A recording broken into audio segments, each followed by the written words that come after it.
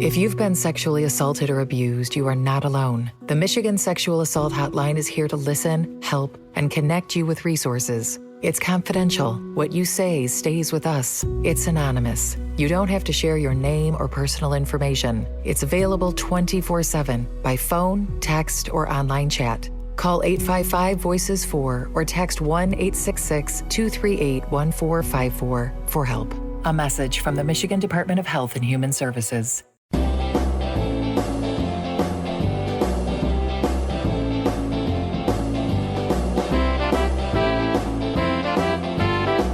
Do you think on a clear day, you can see the detainees being Guantanamo Bay detainees, they come out, sun shining in their eyes, they look south, they see some idiot, bearded, pasty Yankee throwing a martini over his shoulder. There's a faint whisper in the wind asking about 1 or 2 button Ryobi garage door openers.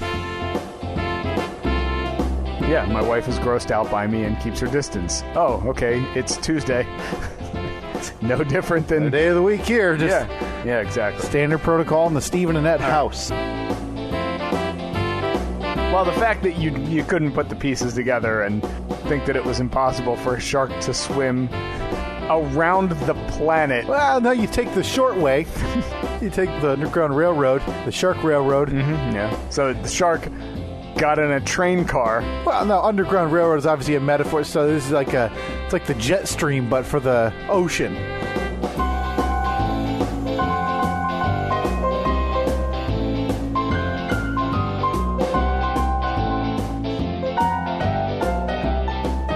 Once again, proven right. There is sort of a jet stream, right? Oh, man. Didn't Zach fact check that? Yeah, thank you. Are you hearing me all right? Yeah, it's maybe a little light on your end. How about that? Is that a little better? Oh, boy, crisp. Radio professional that you are. Sorry, podcast professional with a radio side gig. Yeah, exactly. Podcast is paying all the bills.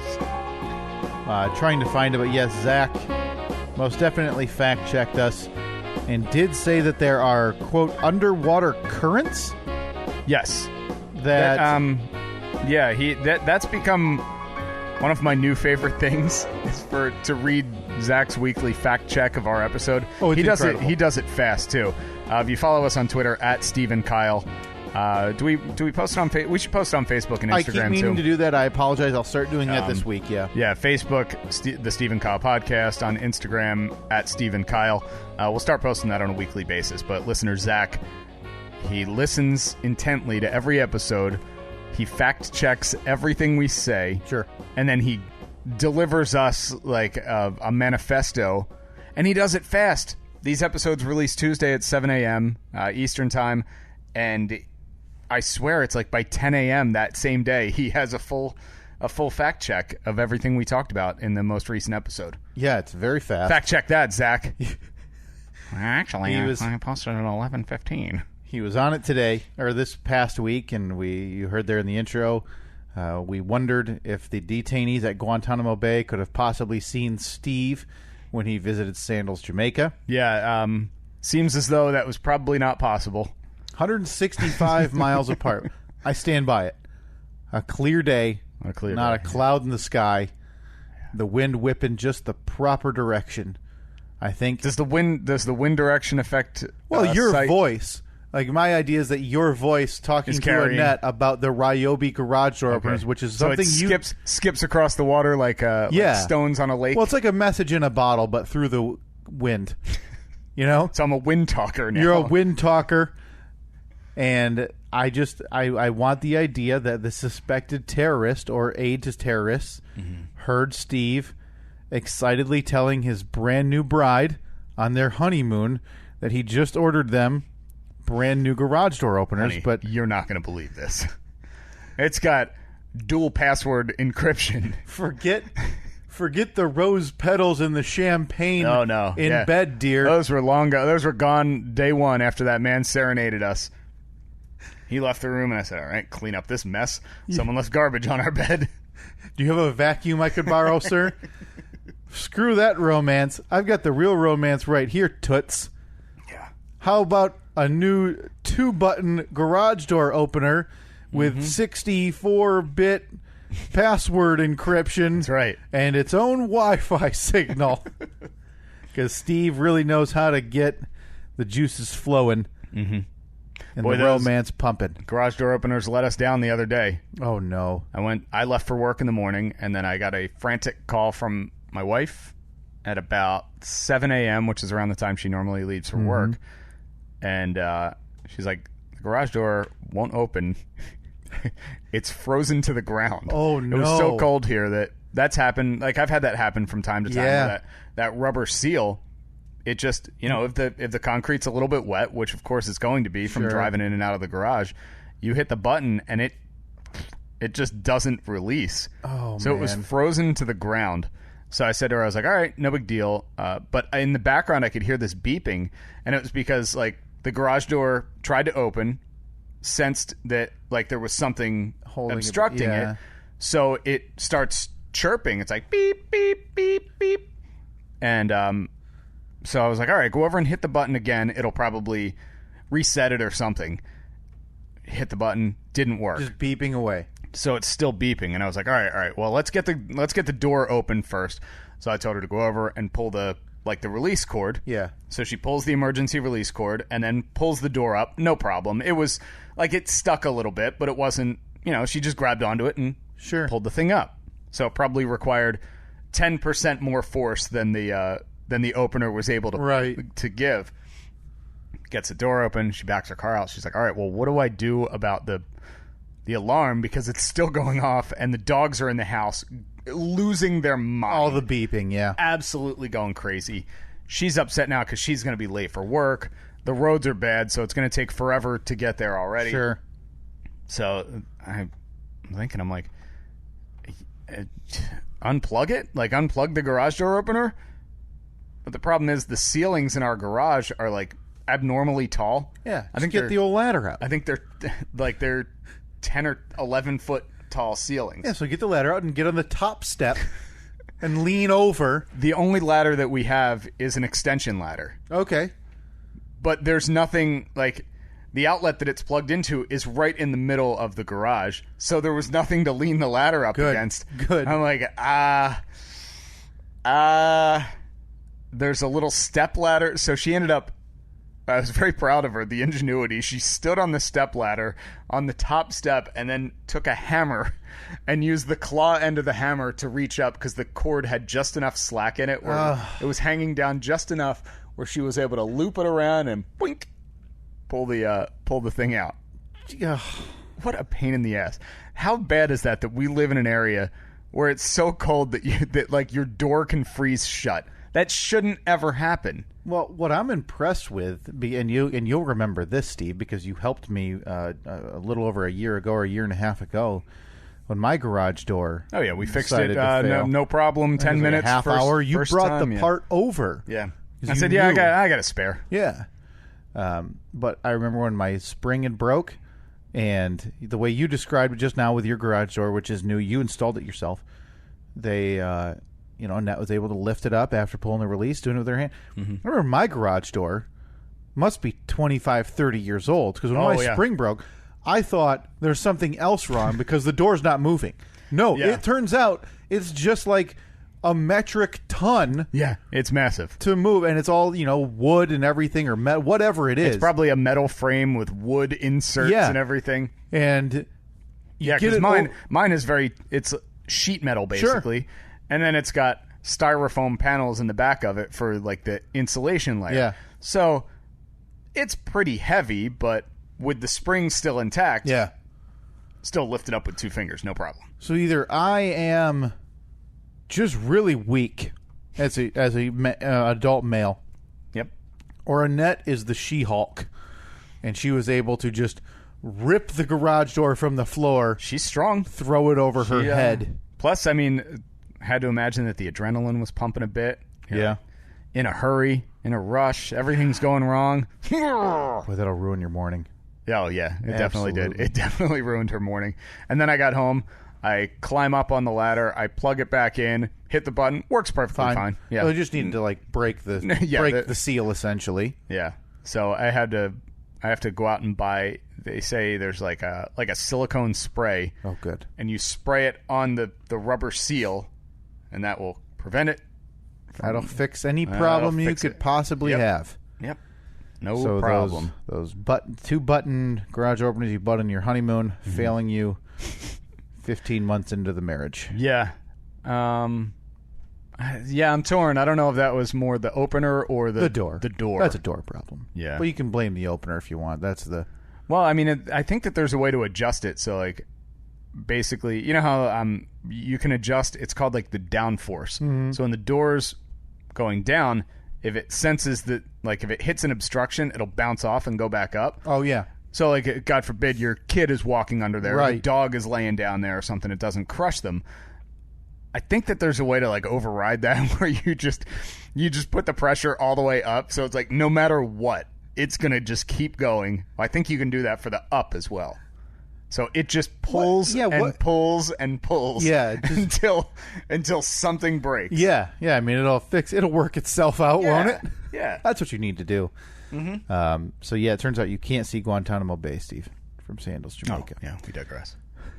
But the important question at hand, as we were talking about, there are indeed underwater currents in the world's oceans.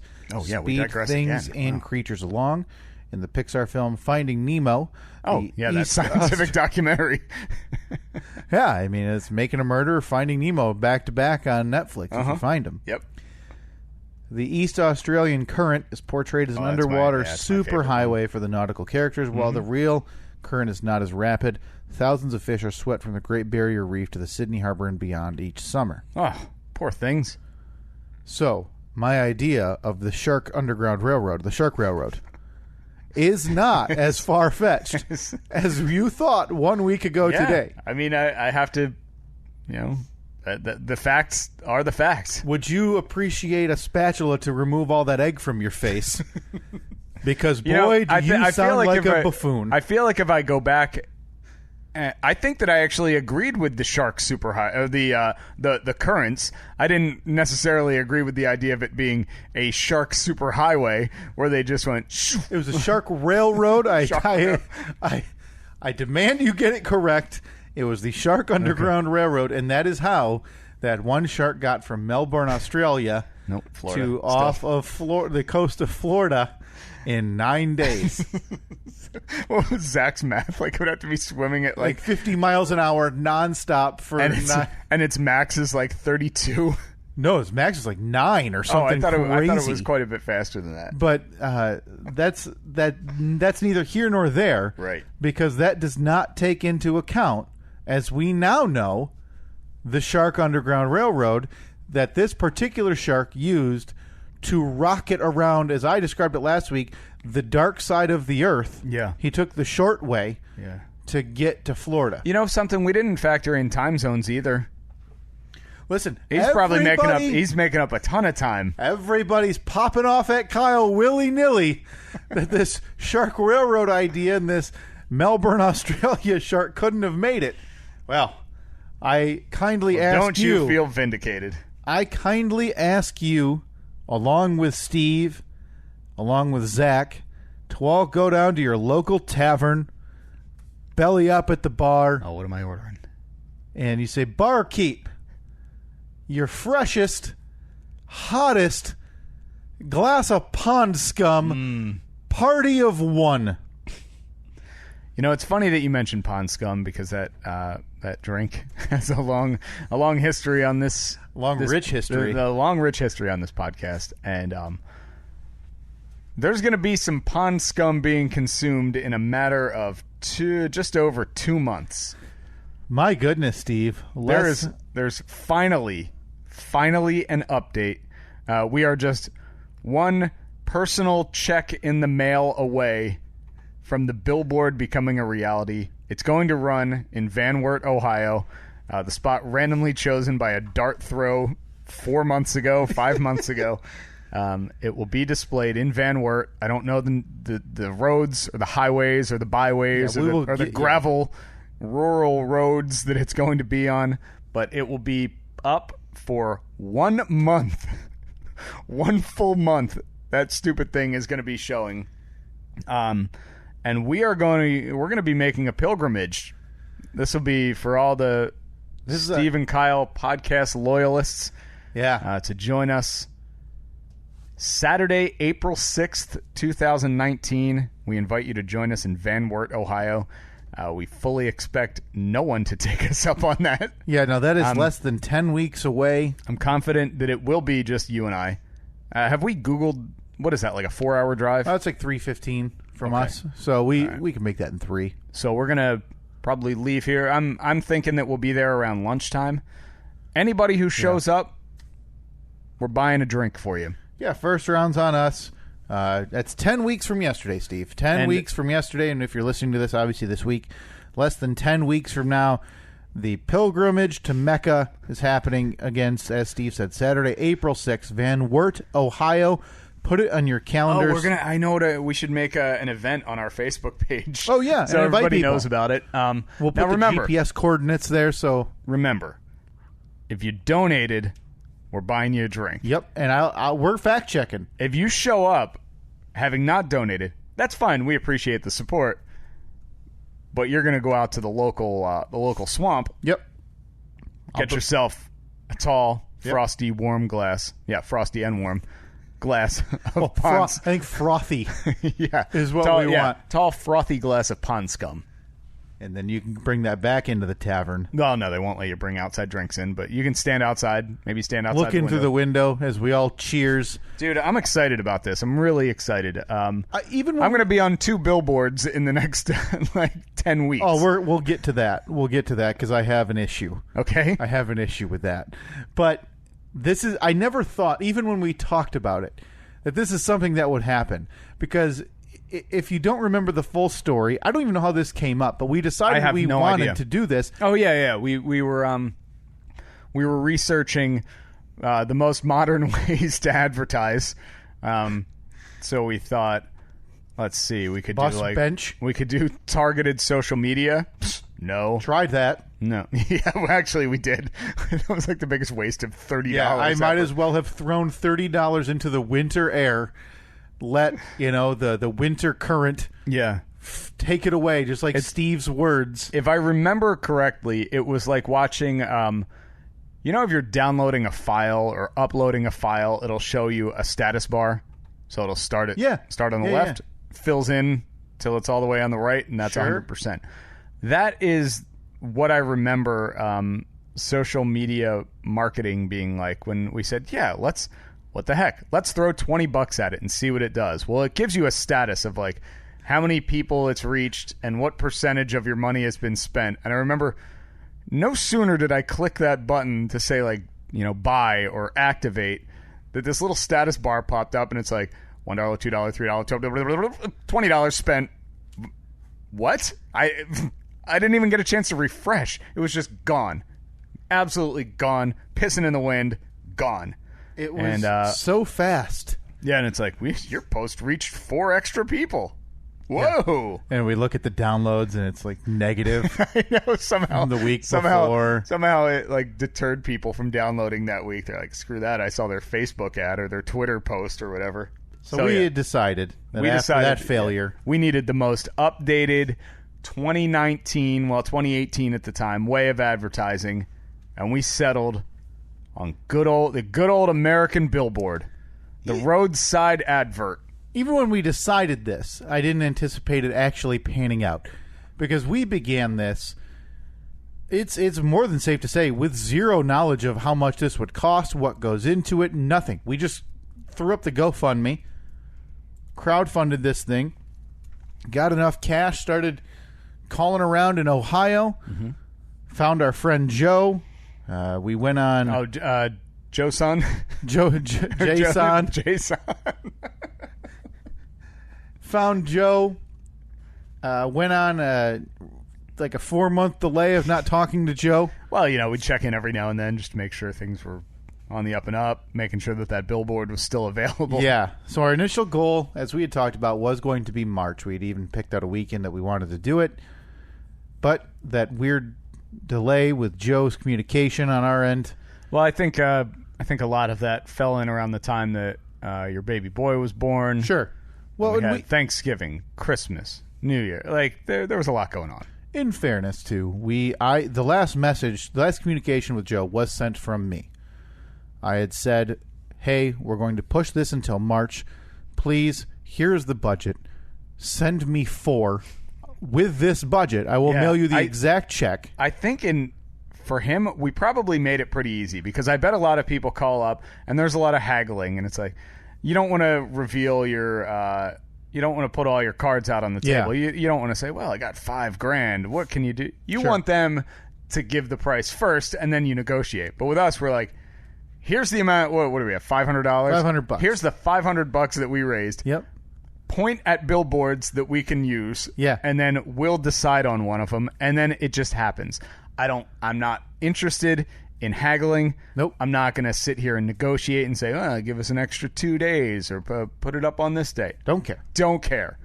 Put the billboard up. We'll send you our picture. You put it up on a billboard. We'll drive and look at it and take pictures of it. Yep. That's it. That's where we're at. And so Joe, after that, said, okay, I'll get back to you. He never got back to us. So I finally followed up about 3 weeks ago. Said, hey, Joe, where are we at on this? And he sent me a list.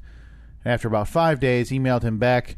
And we are now locked in with the billboard we want, just not for March, which isn't a big deal. It's all right. That doesn't really matter.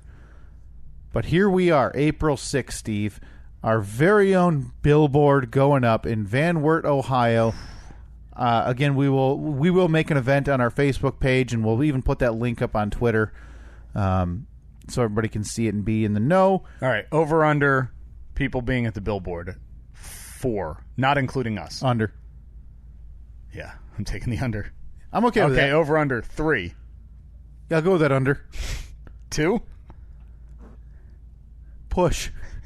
Now, what's that mean? What's push mean? Going to be 2. I think it's going to be 2. I don't know who it's going to be. Somebody probably. I thought Zach said he was going to. I think it might be Zach, and maybe the guy who lives or works in Van Wert, and sent us a picture of him walking into Fricker's Chicken. Wait, where's Zach live? East side. Oh, that's right. He recently moved back. Yeah, because he lived in Maine, Portland. Like he lived in the Northeast somewhere. Yeah. He moved back to Michigan. Yeah, so he is. He's on the east side. He said, "See you in Ohio, boys." Maybe it was Jeremy as well. I think Jeremy Humphrey maybe had mentioned "See you in Ohio, boys" as well. You want to carpool? I mean, it doesn't make a lot of sense for. Oh, you mean me, you, and the whole gang? Oh, sure, yeah, because I thought you were like me and you. Nope. No, I'm not driving with you. Nah, man, you're on your own. I got things to do in Van Wert. I can't be held up by your tight schedule. Now, so yeah, while we will post official details, as soon as I get I want to put the check in the mail, and I need to get confirmation, a receipt from Joe saying this is yours, these dates. Before I post this location, I will say this. It's very, very, very close to Fricker's Chicken. And Steve and I, by the way, are in deep, deep negotiations with Fricker's. And this is something to stick around for and maybe to make the trip for. To host our very own first ever Steve and Kyle podcast live. Deep in negotiations. Is there new information that I don't know about? Deep in negotiations. Here's how the negotiations have gone so far. I went to Fricker's Chicken website. I clicked on apparently it's a chain. There are a bunch of different locations. I clicked on the Van Wert, Ohio location, hit that contact us page, typed out a nice little message saying that I'm the host of a widely listened to podcast. Yes. Very popular in the Van Wert area. We're looking for a place to do a live recording sometime in April. All we need is a table. We're basically just customers coming in, but we're going to have a microphone or two with us. Right. So if you could just let me know if that's going to work out for you guys. Let's do it. Have not received word back. I feel like we went too high on the food chain. I think I have a better idea, though. I have the better idea pulled up right now. What is that? It's their Facebook page. Ooh. I think we send Fricker's Van Wert. Okay. A direct message? A direct message. And here's what I would love for our listeners. It's facebook.com/Frickers Van Wert. That's FRICKERS VANWERT. And the demand I'm going to make is everybody be incredibly kind. Oh, definitely. Yeah. We don't want this. There's no hostility involved here. There's 6,000 people that like this page. 6,000 people like Frickers and Van Wert. That's essentially our new audience. Yeah. Plus everybody now. So what we need is people to go to their Facebook page, make a post, tag us in it. Yeah, we like tag, do the little @ symbol, the Steve and Kyle podcast. It'll pop up. Yep. We want @ Steve and Kyle or @ the Steve and Kyle podcast, ! If we can get 10 to 15 of those, they're going to start thinking. They're going to notice it. They're going to say something's going on. I mean, I'm going to do it, and then I'll do it as the podcast too. Yep. Hey, we'd love to. Yeah, absolutely. Yeah, because as of right now, no reply back. But I think there is another way that we can do this. Okay, what do you it got? It could be a guerrilla style podcast where we just have to make the investment to get those the little like headset microphones. Like the kind, not like a sportscaster one. Yeah, but like the people wearing a TED Talk. Exactly. Yeah. The one that's really thin, and there's just that little tiny microphone. Yeah. So we each get one of them, so it's very subtle. Mm-hmm. We bring our little recorder there. We'll have to bring this mixer here, so that might be a little... One of us is gonna have to really bulk up. No, that's all right. Going under a shirt. Yeah, but this is tiny. This fits in a backpack. The backpack sits on the seat right next to us. And then we just sit there and talk. We BS. We do our episode like we normally do. No one would have any way of knowing that we're recording a podcast. Everything gets picked up. The interactions, the yucking it up with the local folks there. The Van Werdians. Serving us the fine chicken fare. That now they are on Twitter. They just haven't used it in 7 years. Really? They last tweeted February 4th, 2012. They have 69 followers. Nice. What was their last tweet? February 4th, 2012. Getting ready for Super Bowl. Who's your pick? We should reply to it right now. Yeah, who's the 2012 Super Bowl? Pull up the 2012 Super Bowl. We'll tweet at them. But yeah, if you want to tweet at them and on our behalf, that'd be fantastic as well. @ Frickers Van Wert. That's again FRICKERSVANWERT. Let's see. Well, I'll give you one guess as to who. New England Patriots. Yep, the New England Patriots and the New York Football Giants. Hey, the second of the that was the second Super Bowl the Giants had beat the Patriots in, if I remember. Let's see. That was the year that the 9-7 Giants beat the 13-3 Patriots. All right. Final score. Now. Yeah. So, say now. Are you doing this from the podcast one? Yeah. I'm going to say pulling for the Giants! ! Final score 21-17 ? 21-17 maybe. All right. There. We tweeted at them. Oh, and then follow up tweet. Oh, okay. Also, Eli Manning, the game's MVP. Okay. Oh boy. All right, Eli Manning, MVP. Perfect. Okay. So I think that's the way to do it. And what we're going to do, another thing. And that is sent. Okay, one more. Also, the attendance will be 68,658. Attendance just over 68,500. Ish. Right. Okay. Kelly Clarkson will do a great job with the national anthem. Yeah. We go back. Get this. Kelly Clarkson is going to kill the anthem. Mm-hmm. Send. And that's sent. Okay. So and that halftime show featuring Madonna, LMFAO, MIA, Nicki Minaj, and CeeLo Green was what was a good. Sure hope the halftime show of Madonna. LMFAO. CeeLo Green. While I'm typing this, I'm going to need you to find out, what is CeeLo Green doing nowadays? He was on The Voice, Steve. Yeah. Did he just quit The Voice? Because they do rotating chairs on The Voice. So he'd left. He has not been back. He didn't rotate back in. No. Poor short little CeeLo Green is out there around, nobody knows what he's doing for work. Yeah, it doesn't...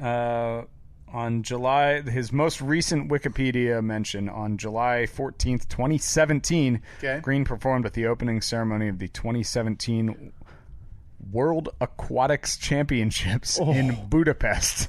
Oh, CeeLo. Adam Levine is like the most Googled artist in the world, and because he's on The Voice, and now he's doing the Super Bowl halftime show this year. CeeLo Green, 18 months ago, mastered the opening ceremony of Aquatics in Budapest. Yep. Yeah, so things are going well. Things are going well for old CeeLo Green. So I think also, Steve, what you and I need to do is you and I need to Facebook message from the podcast account, if that's possible, Frickers Van Wert. Yeah, definitely. And figure this out. See if we can set up a little corner booth, or give us the probably their karaoke stage they do once a week. Oh no, I don't want to be on a stage. Well, it's not a stage, but it's just going to be like just a different type of flooring. Yeah. The same height as everything else, and we'll just put a table over there. I have a bit of anxiety about this. Doing a show there? Yeah. Yeah, it's a terrible decision. I don't know if we're ready for this. No, we'll see. We'll make a Facebook event. We'll put the date on it. Throw that on Twitter, so you can find it even if you don't follow us on Facebook. Mm-hmm. And please let us know if you can make it Saturday, April 6th, Van Wert, Ohio. This is exciting. I'm legitimately very excited. I was like giddy last night thinking about it again, talking to my wife. Mm-hmm. Saying, I can't believe this. So, is your wife like my wife, where she has zero interest in making the trip with us? Zero chance. So we can assume that our wives will be hanging out that day. I gave her. I mentioned it to her when you and I were messaging back and forth this week when we were ironing this out. And I told Katie that night, I said, hey, here's the date. I picked it. You don't work if you want to go. And it wasn't a direct no, but it was almost worse. It was kind of a, oh, okay. Yeah. And then, just like Steve's words in Sandals, Jamaica about the Ryobi, floated off into the wind. Yeah, I had said to Annette, like, yeah, we finally got to, because we like our calendar on our phones, you updated the calendar. Yeah. It's shared. So if I add stuff, shows up on hers. She adds stuff, shows up on mine. Yeah. So I said, hey, I don't know if you saw, but I added a trip to the Billboard for April. She's like, yep, okay, cool. Like, yeah, so Billboard's going to be up all of April. Oh, that's nice. So you want to come with us? No. That fast. Yeah.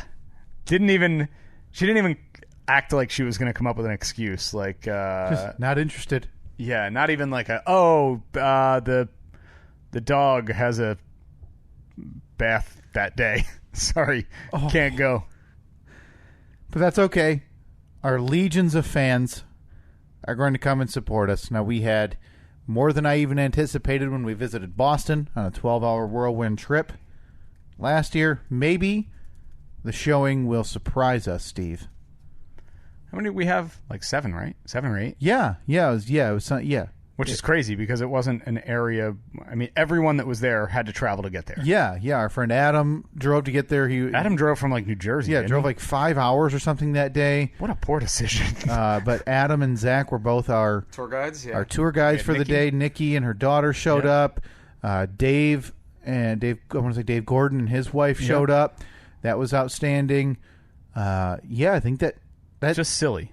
So awesome. I'm beyond excited about this. I think it's going to be a very surreal moment while we're standing on the side of a dirt road in Van Wert, Ohio, looking up at 40-foot wide and 15-foot tall pictures of us. But man, am I excited about this. Now, the next step for this billboard, Steve, is you and I need to figure out how to get the 22 feet 9 inch wide. Oh, is that all it is? By 10 feet 6 inches tall piece of vinyl. Yeah, back here. And I think that's going to take a late April trip or early May trip. Yeah. Back to Van Wert just for you and I. Maybe another lunch at Frickers. Yeah, the only downside to that is that Joe said that will be something that they can't guarantee it, but they can try to do it. When they remove it, they'll just give special instructions to just not rip it off because it wants to be we want to preserve it. So it'd be a huge bummer if we drove down there like the day that they were taking it down, and then they just went rip and just ripped right through our faces, and then we waste 6 hours in the But car. even if we can save pieces of it. Well, what I'm thinking is, because I think the design is basically going to be our logo. There's going to be some words above it, some words below it. As long as you can get me the center portion, Yeah. I'm happy with that. I don't need the text. Right, and even if it's not fully usable, I still think it's cool. We can ship off to listeners or bring some pieces of our billboard and give that It'll away. be like our own AIDS quilt. Yeah. Oh, God. I mean, that... I mean, you'd think Is that that was... is that a bad comparison? This is for a good cause. Yeah. Piece of billboard and painted the AIDS quilt. Well, I mean, that was for it was a good cause.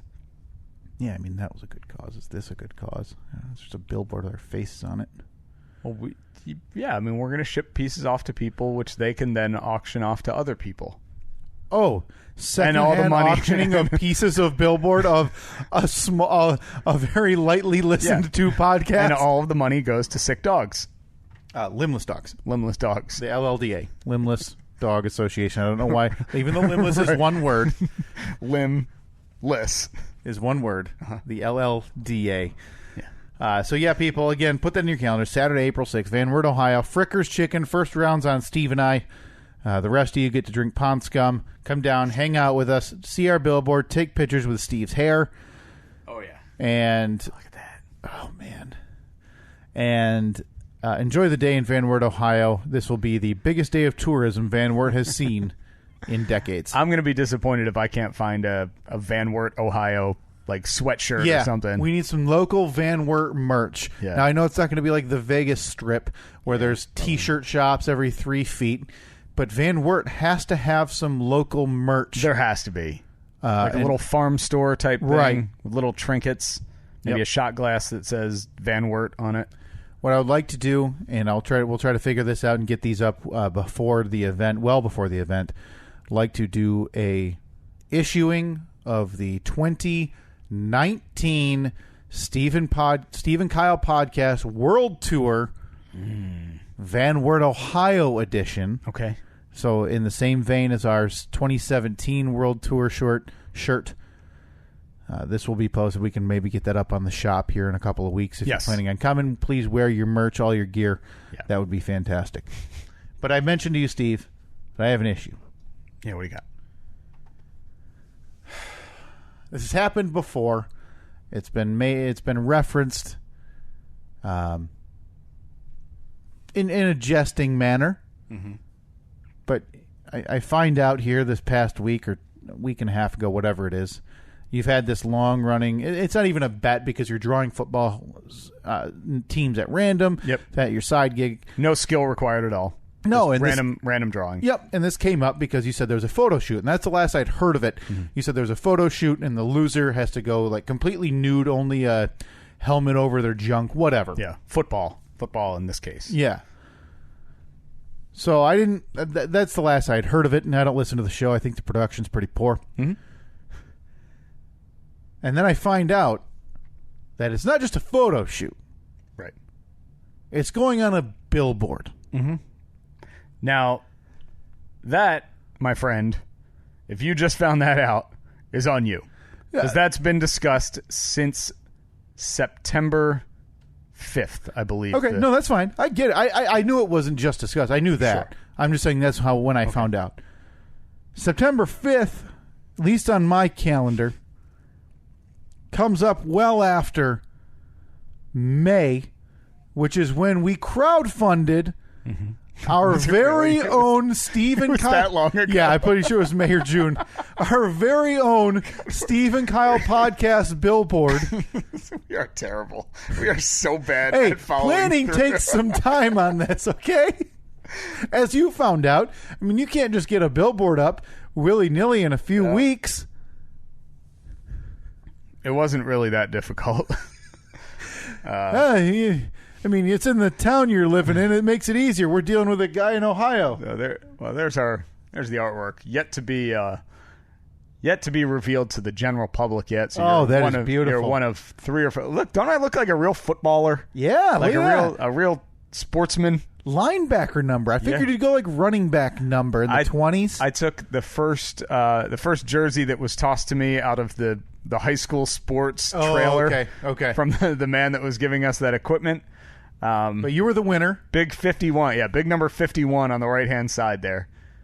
So you won the bet. Mm-hmm. The reason... This bet is the reason you picked up your gym going again. Yeah. 3 months ago now, I want to say. 4 months ago. Yeah. You ended up winning, so you're not even getting a chance to show off.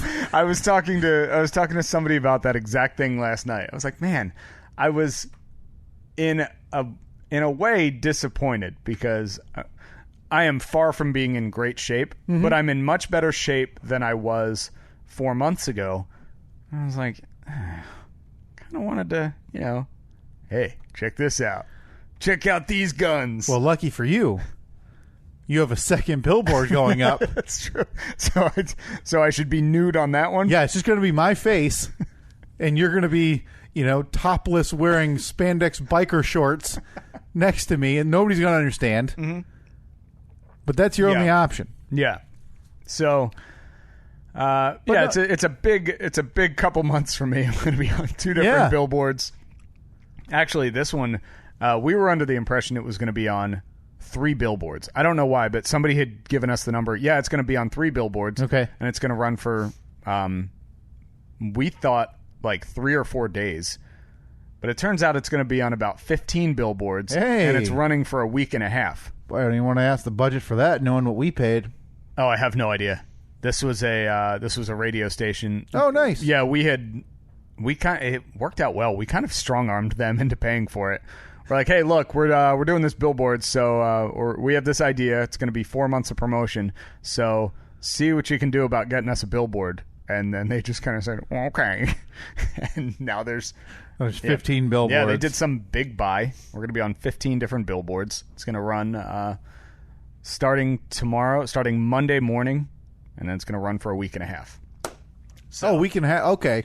So here's more of an aggressive time frame. Yeah, this is a like massive media rush. Any of those going to be illuminated, Steve?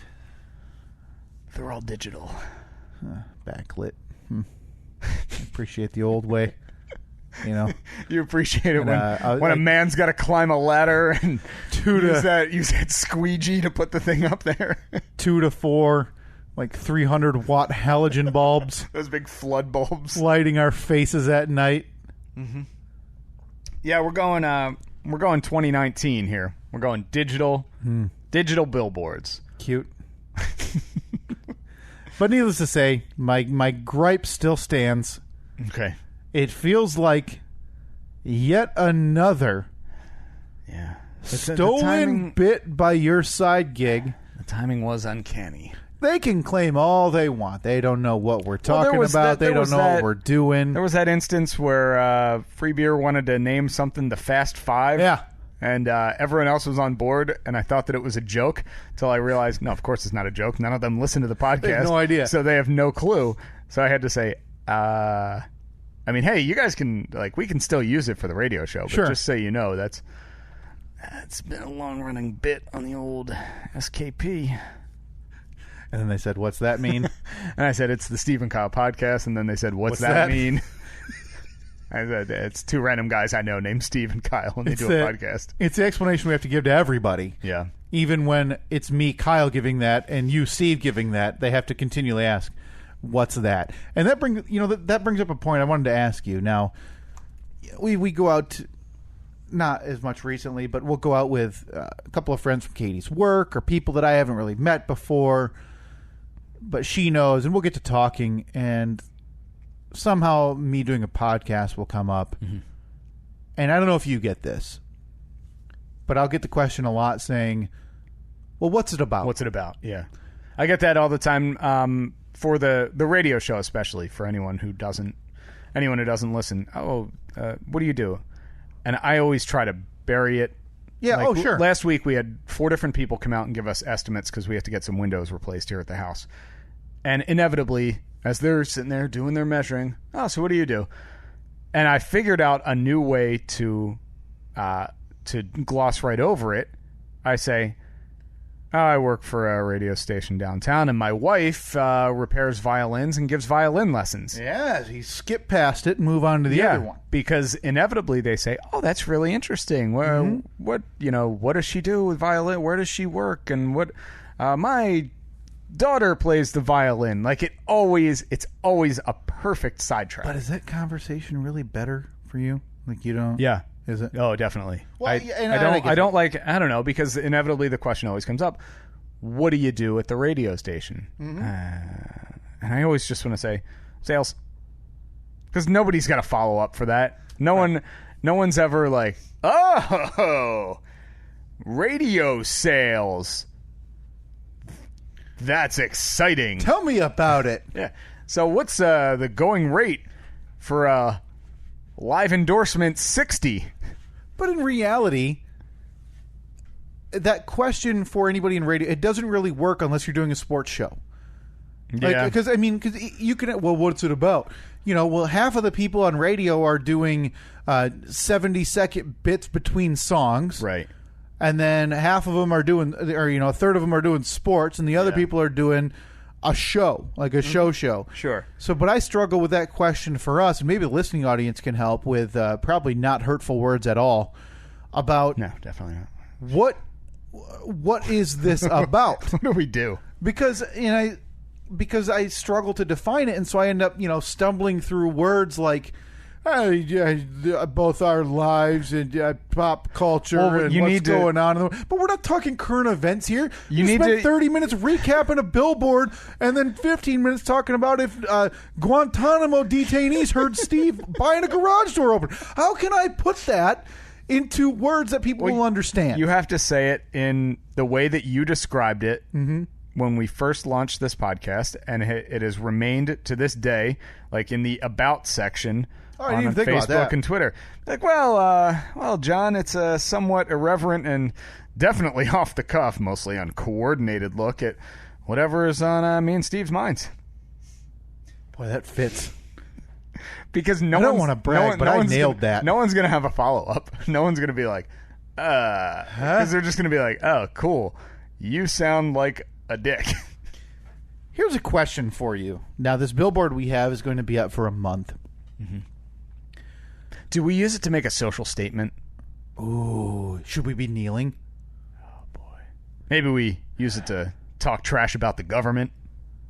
Yeah, maybe we could buy like a Halloween costume or fake masks with, presidential candidates on it. Yeah. Right?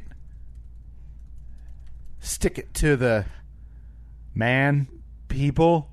Yeah. But then put just at the bottom, SteveandKyle.com. Find out more. Learn more at SteveandKyle.com. And then they're going to listen and go, the hell is this? What am I listening to? But my question to you is, now this thing's going to be up for a month. At some point in that month, should you and I reboot our our podcast series here and just be like, give a fresh start so the new jumpies from the Van Wert area have a fresh point to jump on?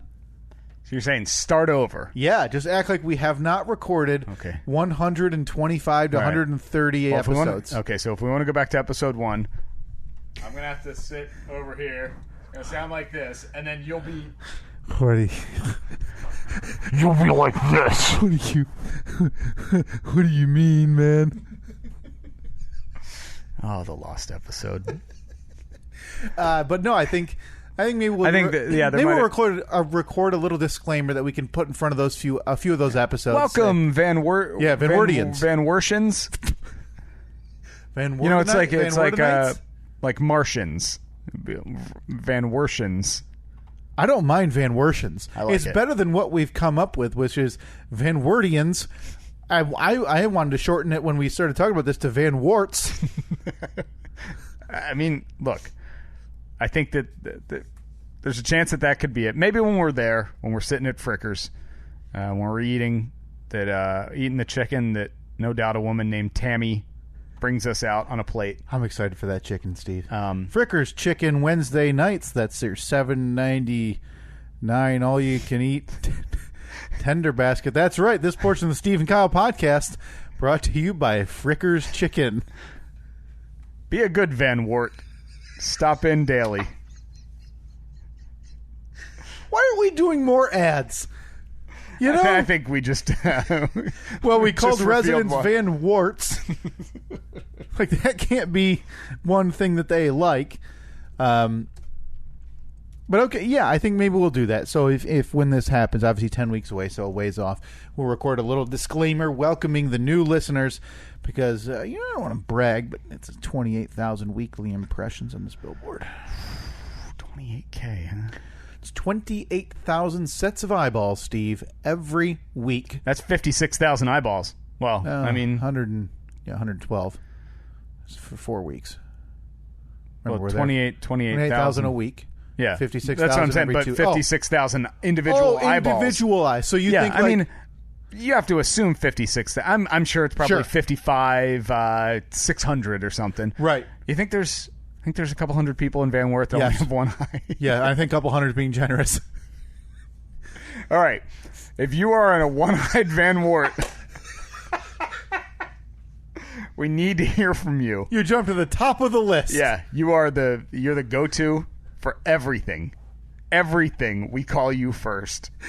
Oh man. So yeah, that's the billboard coming up. Less than 10 weeks away. So we're going to start putting some design ideas together. I don't think though, Steve, we're going to tell anybody what the design is. No. I don't think until you and I arrive there, we'll have the final proof that I'm sure they'll send and say this is what it's going to look like.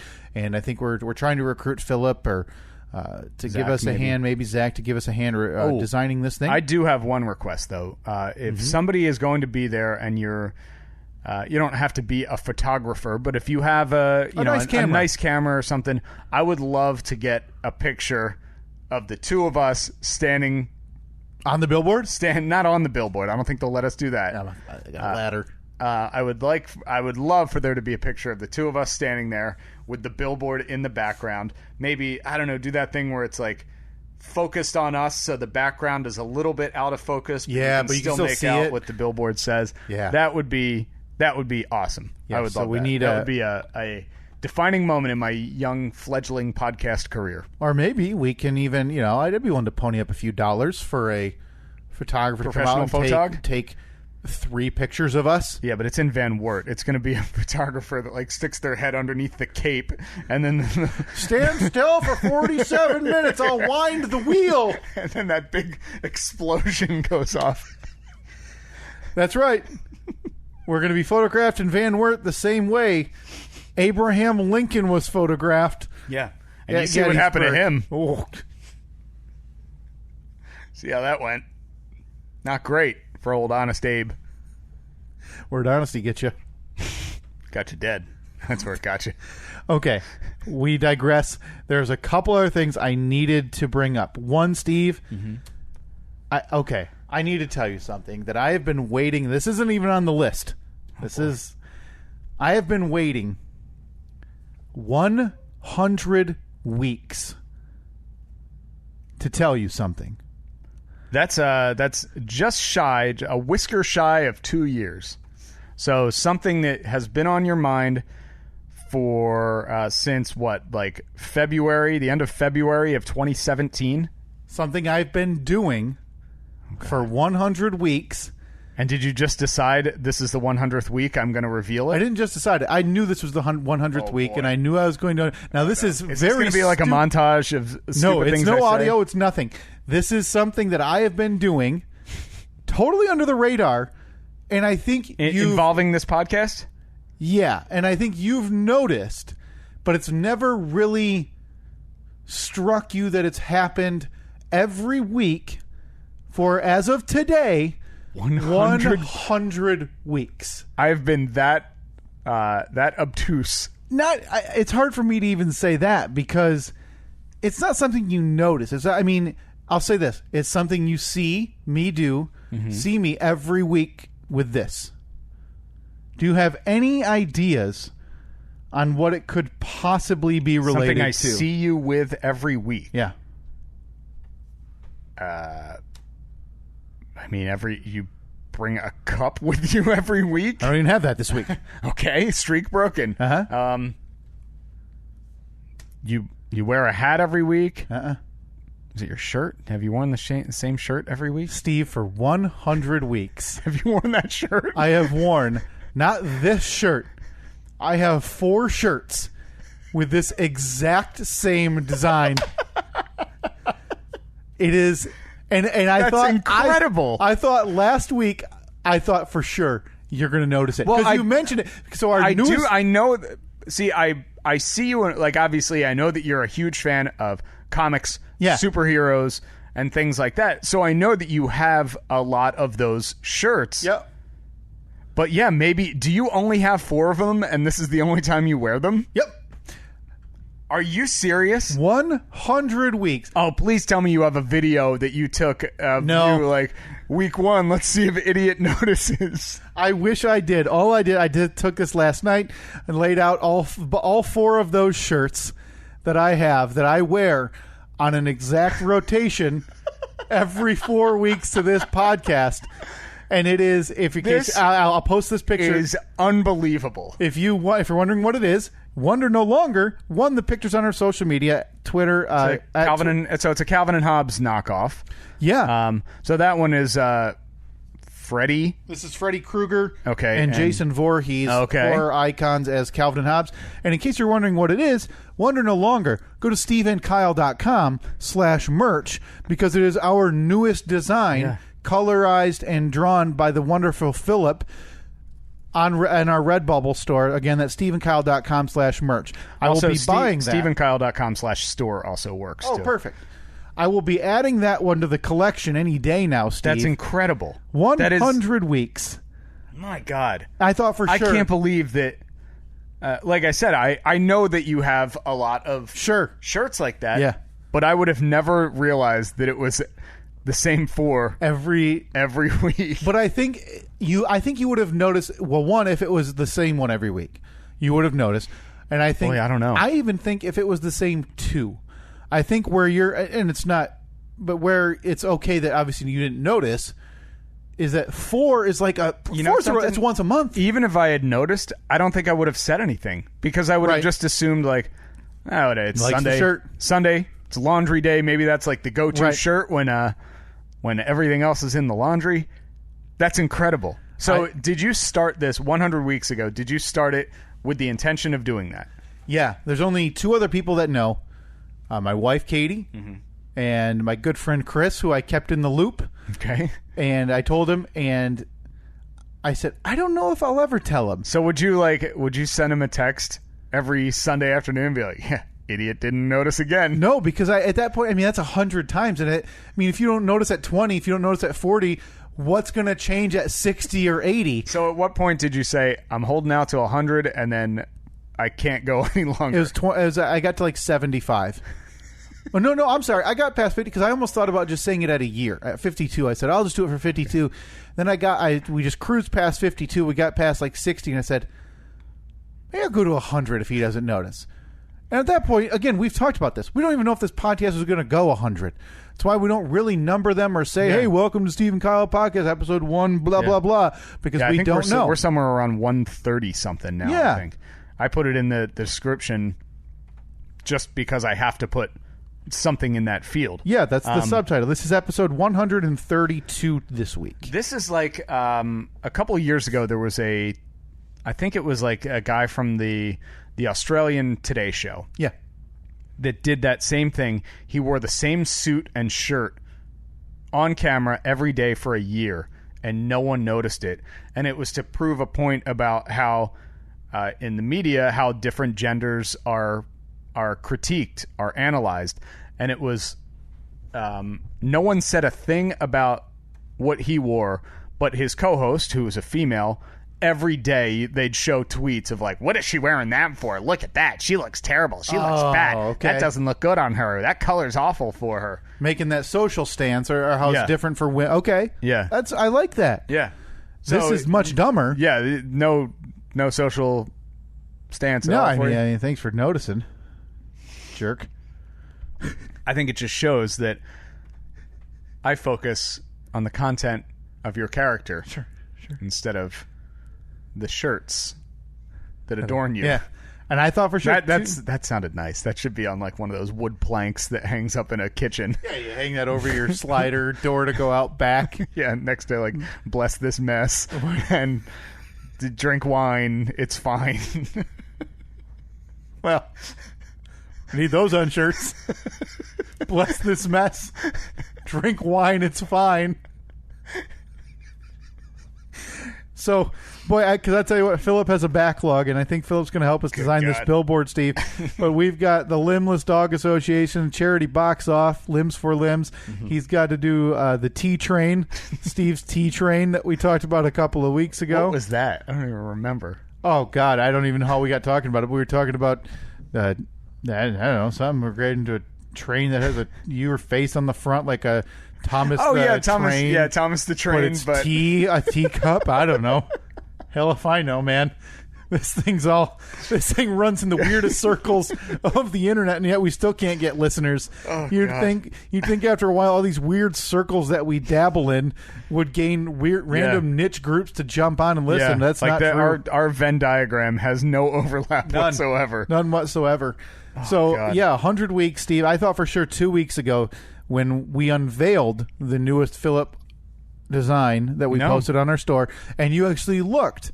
You were looking at the design. You said, "Yeah, it's just like the one on your shirt." I was like, here it comes." Instead, you go. I thought for sure you're gonna. Yeah, I mean, you wear those. I would see you wearing those a lot.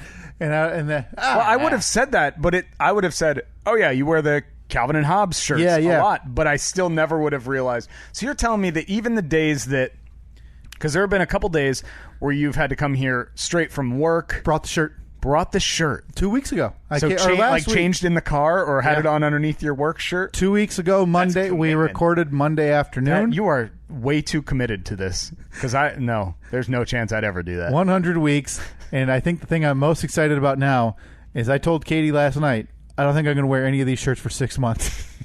You're tired of them. But I thought they're tattered and worn. I said, realistically, I'm only wearing them once a month. Yeah. It's not that bad. But so you don't wear them any other time? No, because I wear them once a week. Like, I've got a million T-shirts. I don't need to do this. Now, when you get home today, do you take that shirt off and put a different shirt on? No, I'll leave this on for the rest of the day now, and then I'll throw it in the laundry basket. But next week is a new beginning, Steve, and it's done. I'm just going to wear what I feel like wearing going forward because you see it's like 12 degrees out, and I've got a T-shirt. And I've been doing that for 100 episodes through the winters, through the springs, summers, and falls. But the winters, sometimes I used to put a long sleeve shirt underneath it, the Sheldon from Big Bang Theory look. Right. But most of the time, I just throw it on. I'm walking out there in 8-degree weather wearing a T-shirt to keep this stupid thing going that, again, nobody cared about, and Steve didn't notice, but I was able to do for 100 weeks. So I'm glad. You could have gone 100 more. Oh, there's no question. There's no question. I mean, if I didn't notice after, I would say 20, then, yeah, you could have gone for eternity. Sure. I mean, again, this is just under 2 years. I would have gone another 4 weeks and made it 2 years. Yeah, I could have done that. I was so ready. I'm just ready to be able to wear a different piece of shirt over here. Different piece of shirt. Just anything else. And I like these shirts. But it's every week, and I know which one to wear every week. I knew the 4-week rotation. It was the Calvin and Hobbes one. It went Spider-Man Venom. Then it went Rocket, Raccoon, and Groot from Guardians of the Galaxy. This is the 4th of the 4 weeks, which is Jason Voorhees and Freddy Krueger. So I got my drawer. Those would be on one of my T-shirt drawers on the left side. These would essentially be the top 4 shirts in the winter and fall because I'd be wearing long sleeve shirts or whatever. Just rotate, just pull the one from the bottom, pull the one from the bottom, pull the remarkable. Well, if you want to be a Kyle, go to stephenkyle.com/merch or stephenkyle.com/store. You can see the Calvin and Hobbes design, which I'm sure is some kind of intellectual property copyright infringement. I don't think so, because isn't this like it's an homage? I mean, I'm not sure. I think we can do it. It's drawn by somebody else. If they want to sue us for all of the money we've made off of it, yeah, okay. But that reminds me of a big thanks to Crystal, who tweeted at us early this morning. Yeah. She said, sometimes you go to Iceland and rep Stephen Kyle while jet-lagged on the first day, and there she is standing in front of, I don't know what some kind of monument, some kind of building. Is it a glacier? It's not a glacier. It's definitely Iceland's green. Definitely a man-made building of some kind. And there she is, wearing a fantastic Piano Pals hoodie.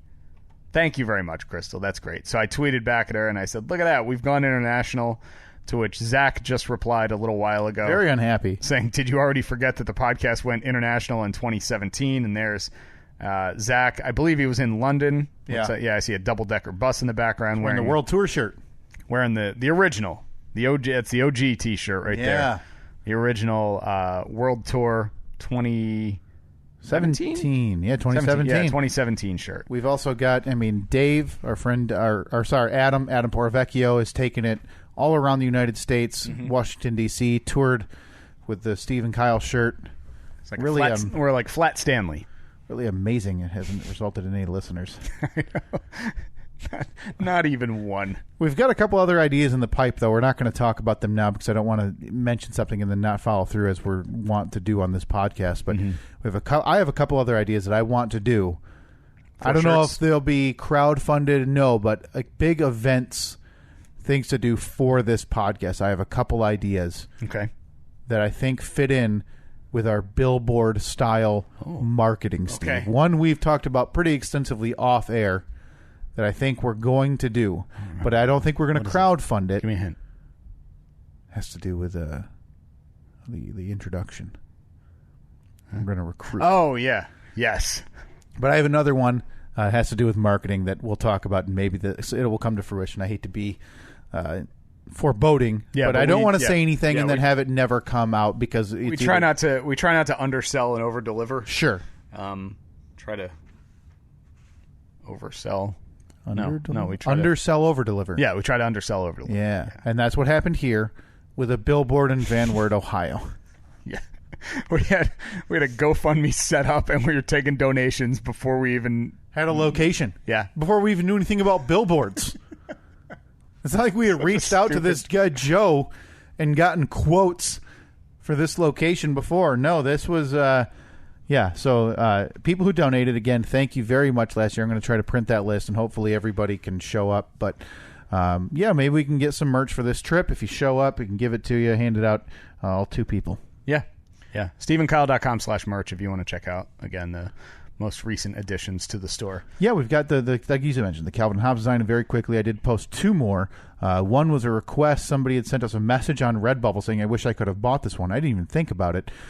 Zach was making a logo for us and claiming he didn't have a good picture of me. Instead, used is that Bebop or Rocksteady? I don't know. Used his own drawing, digital art of Bebop or Rocksteady, the just disgusting villain from the Teenage Mutant Ninja Turtles. What are comic Bebop books. and Rocksteady? That's a good question. We've looked this up. They're kind of like pigs, right? Yeah, we've looked this up. I think one's like a warthog. Bebop and Rocksteady are two fictional characters, Steve. Fictional characters. Oh, in the animated television series Teenage Mutant Ninja Turtles. Giving me their abilities. That doesn't help me. Wanted more characters relief. Bebop. Yeah, just as introduced as part of a human street gang in New York City that was employed by Shredder. Rocksteady was short and stocky blonde Caucasian man. Bebop was a taller African-American man with a purple mohawk. All right, so you're Rocksteady. Okay, yep, I'm Rocksteady. So, of course, again, I believe just described as tall, handsome African... The Idris Elba, if you will. Right, yeah. I'm Idris Elba. Thank you very much. That's how I describe you. And then the portrayal of me it's just a nondescript Caucasian man with a beard and Polly Walnut's hair, and it's pretty accurate. Yeah, so Bebop is a black rhinoceros. Rocksteady is Rocksteady mutated into a humanoid black rhinoceros. Bebop mutated into a humanoid mutant. Oh, so you're a warthog. So you're a humanoid mutant warthog. Okay. Yeah. Thank you. It's really nice. Thanks, Zach. So somebody messaged. So that design is posted. You can check that out. Again, StephenKyle.com/merch. Did they then follow up and buy it? Nope. It's all right. And then it's also, not like it takes hours to put those stupid things It's kind of together. dumb. It took me way too long because I also added the logo. I think you might want to adjust the logo on the mug here. Although I guess it doesn't matter. I think the only thing, I think that's just the way the mug is framed. But again, I'll double check that. And if you see any issues like that with the design, the way it looks on a piece, and you want it changed, let us know. I can do that in seconds. Yeah, the hardcover journal just looks silly too. Oh, it shouldn't even be available. Oh, no, it doesn't. If you open that hardcover journal, Steve, front and back. Front and back, pages side down. That's the way that Redbubble, I didn't even activate that. That's the way Redbubble put that on there by default. I usually check to remove those things. This is keeping us from making a bunch of sales. I check to remove those options because nobody's ever going to buy that. Yeah. I'm still waiting for the miniskirt to show up at a night show or a live show. Come on. Maybe a studio pouch. But then also the design, there's the straight font that Zach made for us, and it's Cheers-esque of the Steve and Kyle podcast. You can buy that as well. Mm-hmm. All our other designs are on there. Check that out again, steveandkyle.com/merch. Yeah. Now, last week we left off. I was very excited. Oh, man, were you giddy. I was excited. Now, I'll say this. I told Katie last night, I said, I can't wait to talk to Steve about this tomorrow. I've been waiting all week to hear. You left here. You had a bounce in your step. You were excited as can be. You thought, this is the day. This could be it. This person seems serious enough that they're going to buy the Jeep today. Well, this person wanted to meet up to look at the Jeep. I was hoping that they would be serious enough to want to. But at this point, it's been a couple months since we've had any real interest. So this was somebody who sent me a message and said, I want to come look at it. Okay, cool.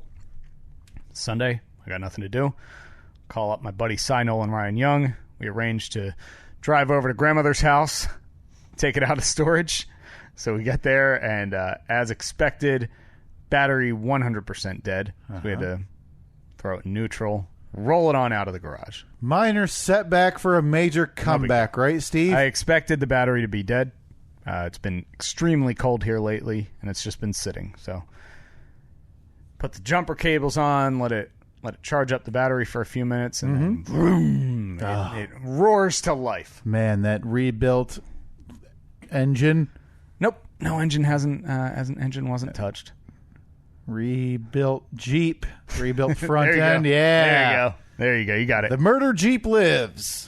So we had plans to meet this man at I think 1:00. So had a couple extra minutes.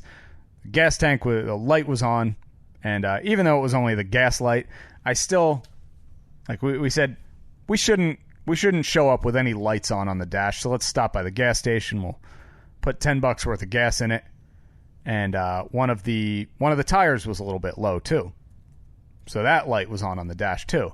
I'm like, it just looks bad even though those are both simple fixes. One of them put gas in, one of them put air in. I just wanted to put our best foot forward. So we pull up to the gas station. Pull right up to the pump. I'm driving out of, like, what do you do when you get to a gas station? What's the first thing you do? Like, when you're getting out of the car, what do you do? Right. You shut the car off, take the key. As soon as I shut the car off, I was like, no! Tried to start it back up. Click, click. Click, click. It's cold here. Real cold. So, the battery hadn't charged enough yet. So, we had left the jumper cables back at grandmother's house. So then I have to walk up to a very nice woman at the gas pump next to us. Can you have jumper cables? Yes, I don't know how to use them though. That's okay. Can you, if you could, I would appreciate it so much if you could just pull up in front of us. Well, you don't even have to get out of your car. We'll hook the cables up. Very nice woman. Helped us out. Couldn't have been nicer. So we're back on the road again. Drive to the meeting spot where we're going to meet this person. And he pulls up a few minutes later. And he gets out. Introductions, shake hands. Hey, how's it going? And he starts asking a couple basic questions about it. And I noticed right away, and Chris later said that he noticed it too, that the first thing he said when he got out of the car was, okay, so which one of you is selling this? And I said, well, we're both, it's in his name, but both of us are invested in it. Weird question, right? Kind of. Like, you're obviously both there. Yeah. Okay. But he's communicated with one person. Maybe he's just wondering, who have I been talking to? Sure. You know? So I was like, well, technically both of us, it's in his name, but we both have equal amount of money into it. Well, as soon as I said that, he stopped listening to anything I had to say, which was weird.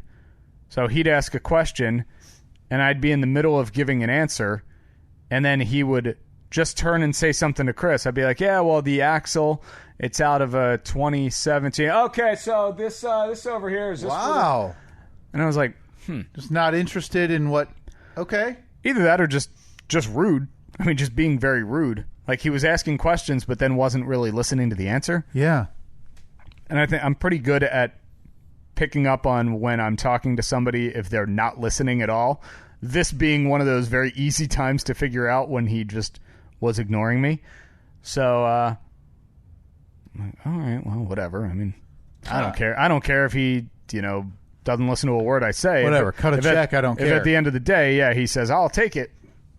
So we hop in the car. He's like, oh, can we take it for a spin? No problem. So we take it down the road, out onto the one road. He gets it up to like 70 miles an hour. We spin around at the next U-turn, come back, go back to the parking lot. So he didn't go out and, go to the ATM, go get some groceries, go run errands or anything. No. Normal. No, all this normal. This was a 10-minute test drive. We're in the car with him the whole time. He's continuing to ask questions. I'm giving answers, getting talked over every time. So I thought, okay, this is just one of those guys that just... God, that's disappointing, though. Just likes to hear himself talk. No big deal. So then we get back, and he didn't really make us an offer, but he said, yeah, I mean, I'm kind of looking to be in this range. And he mentioned like $5,000 less than we have into it, but he never actually said, I'll give you... Like, never was a dollar amount offered to you. No, he just said what he was looking to spend, which I guess technically would... Because we could have... If I had said, yeah, sounds good, we probably would have made a deal right there. Sure. But it wasn't worth it. And so he was like, oh, don't worry, though. You guys will sell it. You'll sell it. I'm like, that's weird. But I'm still like the eternal optimist with this whole thing.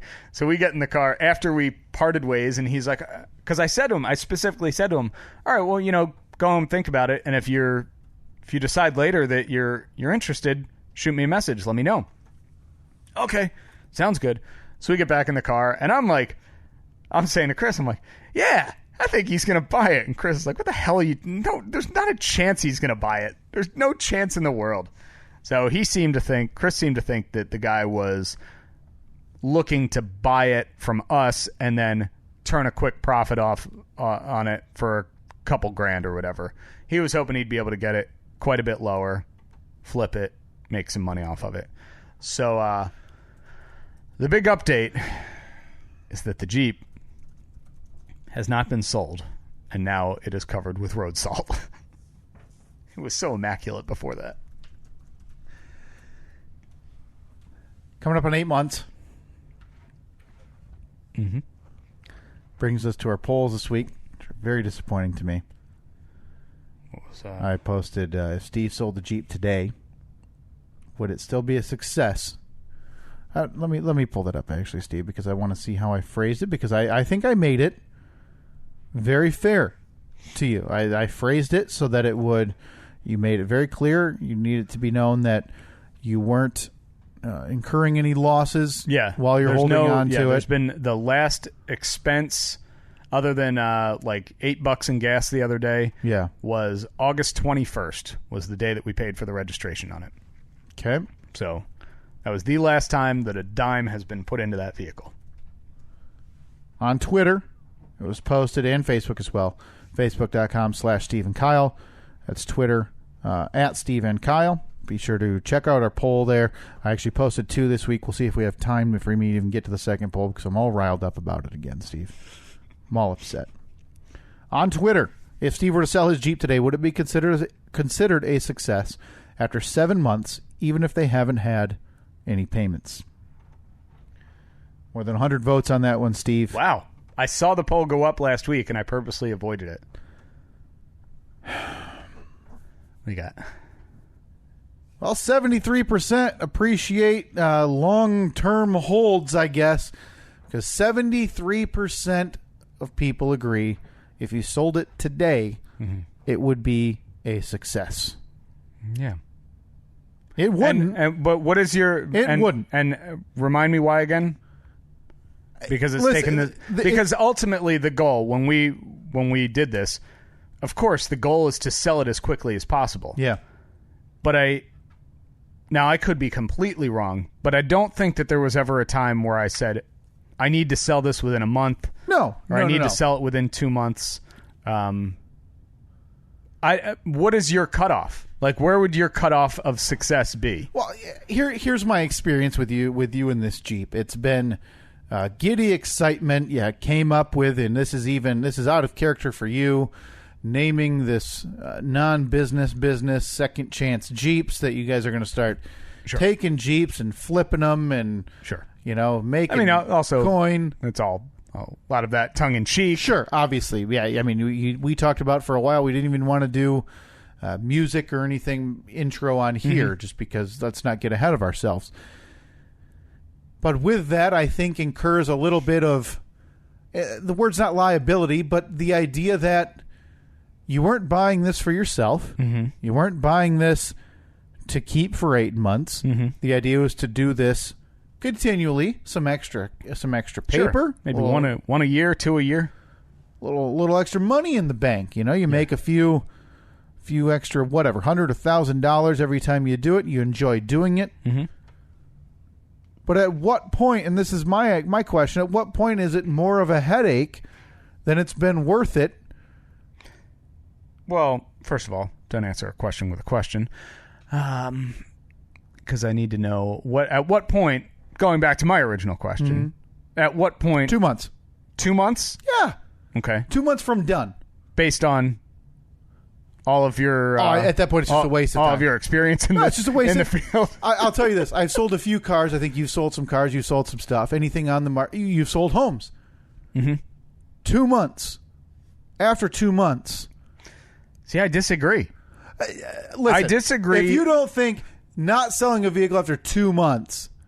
It's disappointing, but we have to wait until I actually do sell it. Because if I still make a profit off of it, it's still a succccessful sale. I don't understand how you don't... Let me ask you this. So, hypothetical situation.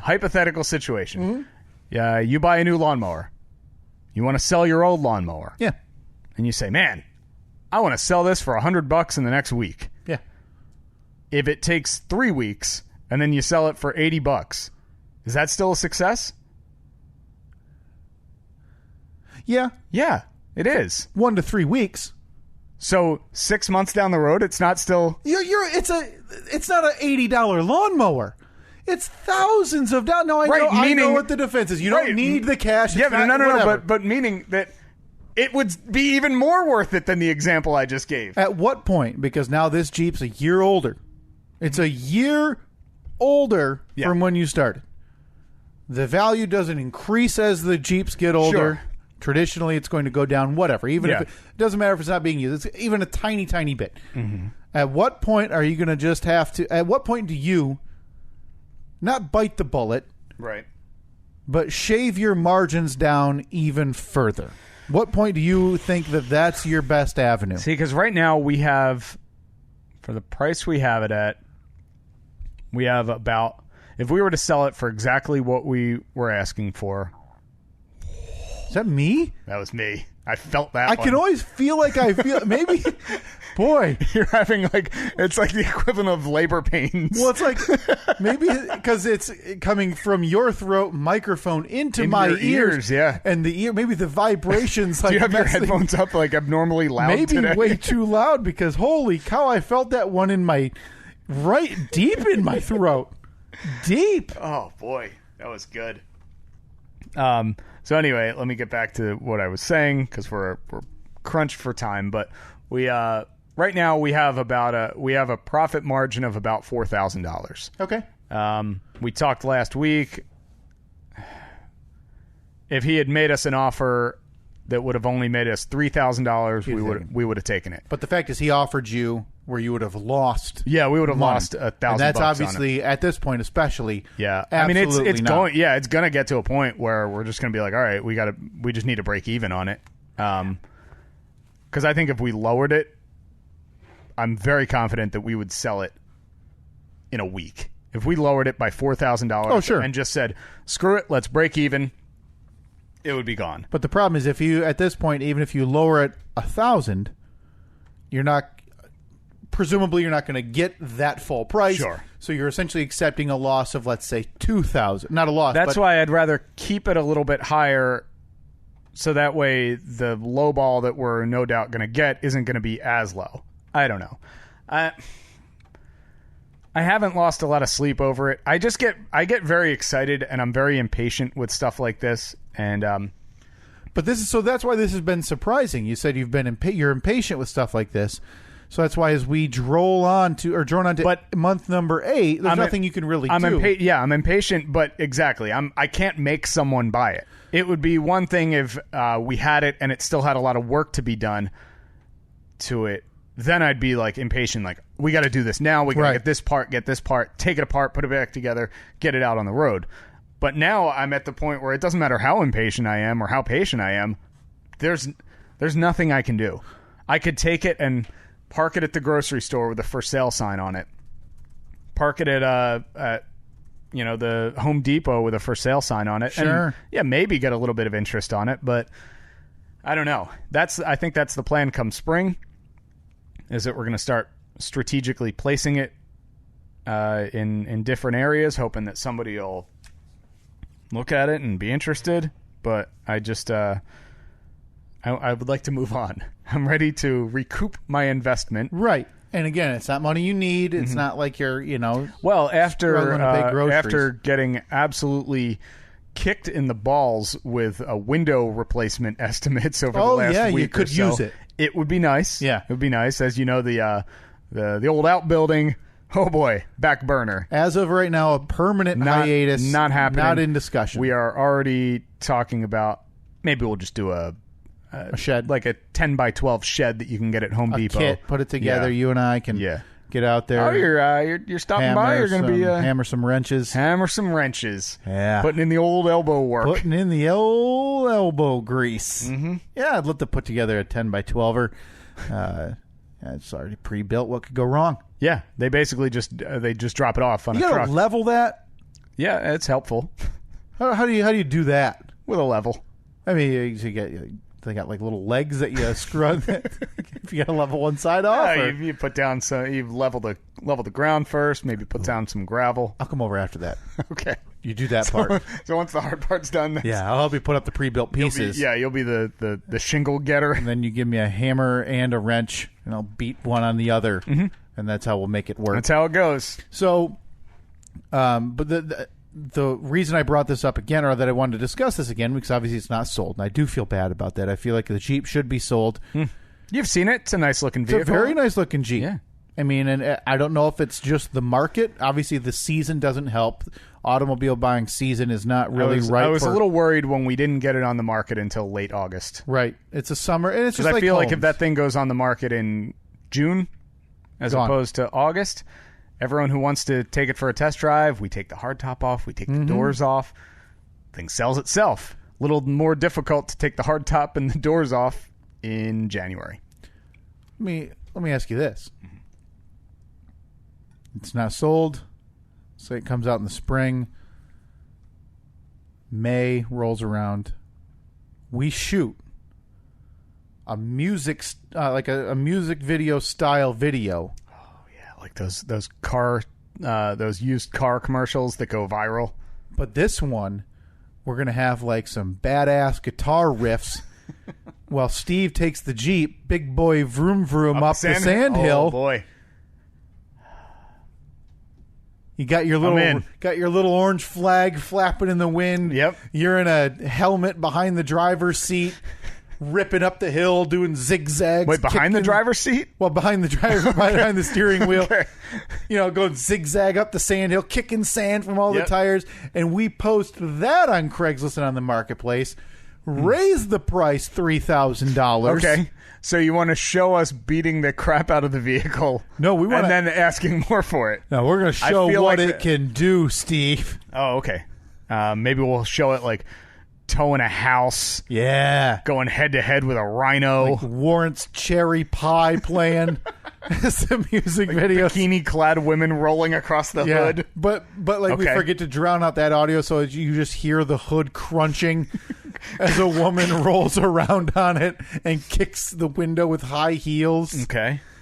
I think that's the next sales pitch. We shoot a music video style video to sell that Jeep in the spring and summer. Okay. Do you know anyone who can shoot No. a video like that? No, you've got an iPhone. I've got a Pixel. Oh, I have iMovie. We've got this video thing that we use for our audio. We can get, I'm sure that Kevin MacLeod has a sound-alike to Cherry Pie, right? Oh, we'll just send in a request. We're good friends. But yeah, with over 220 votes, Steve, the public sides with you. 73% say yes, it would be considered a success. I just disagree. I feel like agree. it's been I agree held with the public. too long. Yeah. I think it would change it. Now, if you're making payments on it, I think we can both agree Yeah, definitely. you're done. Because at this point, you would be Well, in I mean, the red anyway. even at that point, it would be based on if we had paid $500 for it, yeah. and at this point we had put $3,000 into it, but it was worth 20, still worth it. Yeah. Um, What shocked me, though, was last week we were leaving here. You had some electrical issues, as we talked about. Cy Nolan Ryan Young, your partner here on this Jeep endeavor, walked in, and I heard the words that you were looking at another Jeep. always. And I was beyond thrilled to hear, Yeah, we drove like an hour to go look at one. this is the dumbest thing I've ever heard. I'm pissed too because if the black one had been sold, I would have bought that other one. It went for such a low amount. I would have bought that one, fixed it, made that my daily driver, and sold my gray one. Episode 170 will be Steve, just 45 minutes, trying to sell 2 Jeeps. 2. The one you have. I think 3 or 4. I was beyond excited to hear somebody I can't stop, man. had the sense, and this somebody is Chris's lovely wife, to say there's no chance in hell Yeah. you're buying a second Jeep Yeah. while still on month number 7 of the first Jeep. Yeah, I think both of our wives, they have a strict one vehicle in, one vehicle out policy. Seems wise. It does. It turns out you're not running an auto garage. Yeah. Well, Steve, I wish you the best of luck. What else? I mean, what else when could I go sell wrong? that thing, when I finally sell that thing and I recoup my investment, that'll be the day that we go out for that nice steak dinner we've been talking about, where I get to order your steak, the temperature that I normally order it, medium, of course, and you have to eat it and love it. All right, so that's the time. So this Jeep sells is the date I got to eat. So hopefully by the time both of us retire, we're going to be enjoying a steak dinner. So that's what it's going to take for me to eat a bloody piece of meat. I'm telling you, man, you're gonna experience flavors like you've never experienced, and you will never go back to the charcoal briquette that you normally get. I got to tell you, it seems unlikely. The flavor. It was very close. I'm not very. I shouldn't even say very close. That's a lie. It was discussed happening in just a mere matter of days that we would be going out for a steak dinner, but we realized that we're in a different tax bracket, Steve. Yeah. And now we haven't talked about it. We're going to a comedy show here in a week and a half, 2 weeks, with Jimmy Pardo, who hosts a podcast that I adore and I listen to weekly and is a fantastic stand-up comic. You had floated the idea that member of your side gig's also going with his wife, and he said, hey, why don't we all go? Everyone, the whole side gig is going. Oh, are they? That same showing? Whole side, yeah, same Wow. show. Yeah. You floated going to dinner with Free Beer and his wife. I said, sure, that works. That sounds great. Finally get a chance to look the man in his face and accuse him of stealing our bits from this podcast. Well done. At dinner with his wife. Yeah. He starts always, hey, that sounds great. By the way, Philip just sent us a fantastic T-shirt design. Yeah, I've been messaging. I saw you DM. Check it out. Yeah. That's awesome. Doesn't that look great? That'll be up in the store very soon. Yep, we'll get that up here in the next day. That'll be up by the time you listen to this. But, well, it progressed pretty quickly. We had talked about going out for dinner before with the show. It makes just makes sense. We're going to be down there. Might as well go out for a meal. And I think you and I kind of understand. Like, hey, if I say, hey, you want to go out for a drink or want to go out for dinner, right? We're going to the bar. Whatever. There's a bunch of places downtown. Oh, a ton. Yeah, like typical place that you can go and you and your wife can eat dinner and $40 you're out the door. Have a drink or two, maybe a few more, whatever. Yeah. Well, you'd said, hey, all right, Free Beer mentioned this place, and I'm not going to say the place because it's not like a chain that anybody would recognize. Said, let me check with Katie. She's just back to work. She was off for 12 weeks. This was actually a place I had suggested to them, having never been there. Oh, yeah. But I've always heard... Very nice. I've always heard, this is a good place. They're pretty reasonably priced, I think. For what you're buying there, I would argue yes. Yeah, not a crazy expense. It's not like a place that you're going to go to and order a steak that's going to cost you $75. Sure. And everything's a la carte. It's, I would say, nice middle-of-the-road place. Yeah. Good fair prices, and I've always heard that it's a really good food.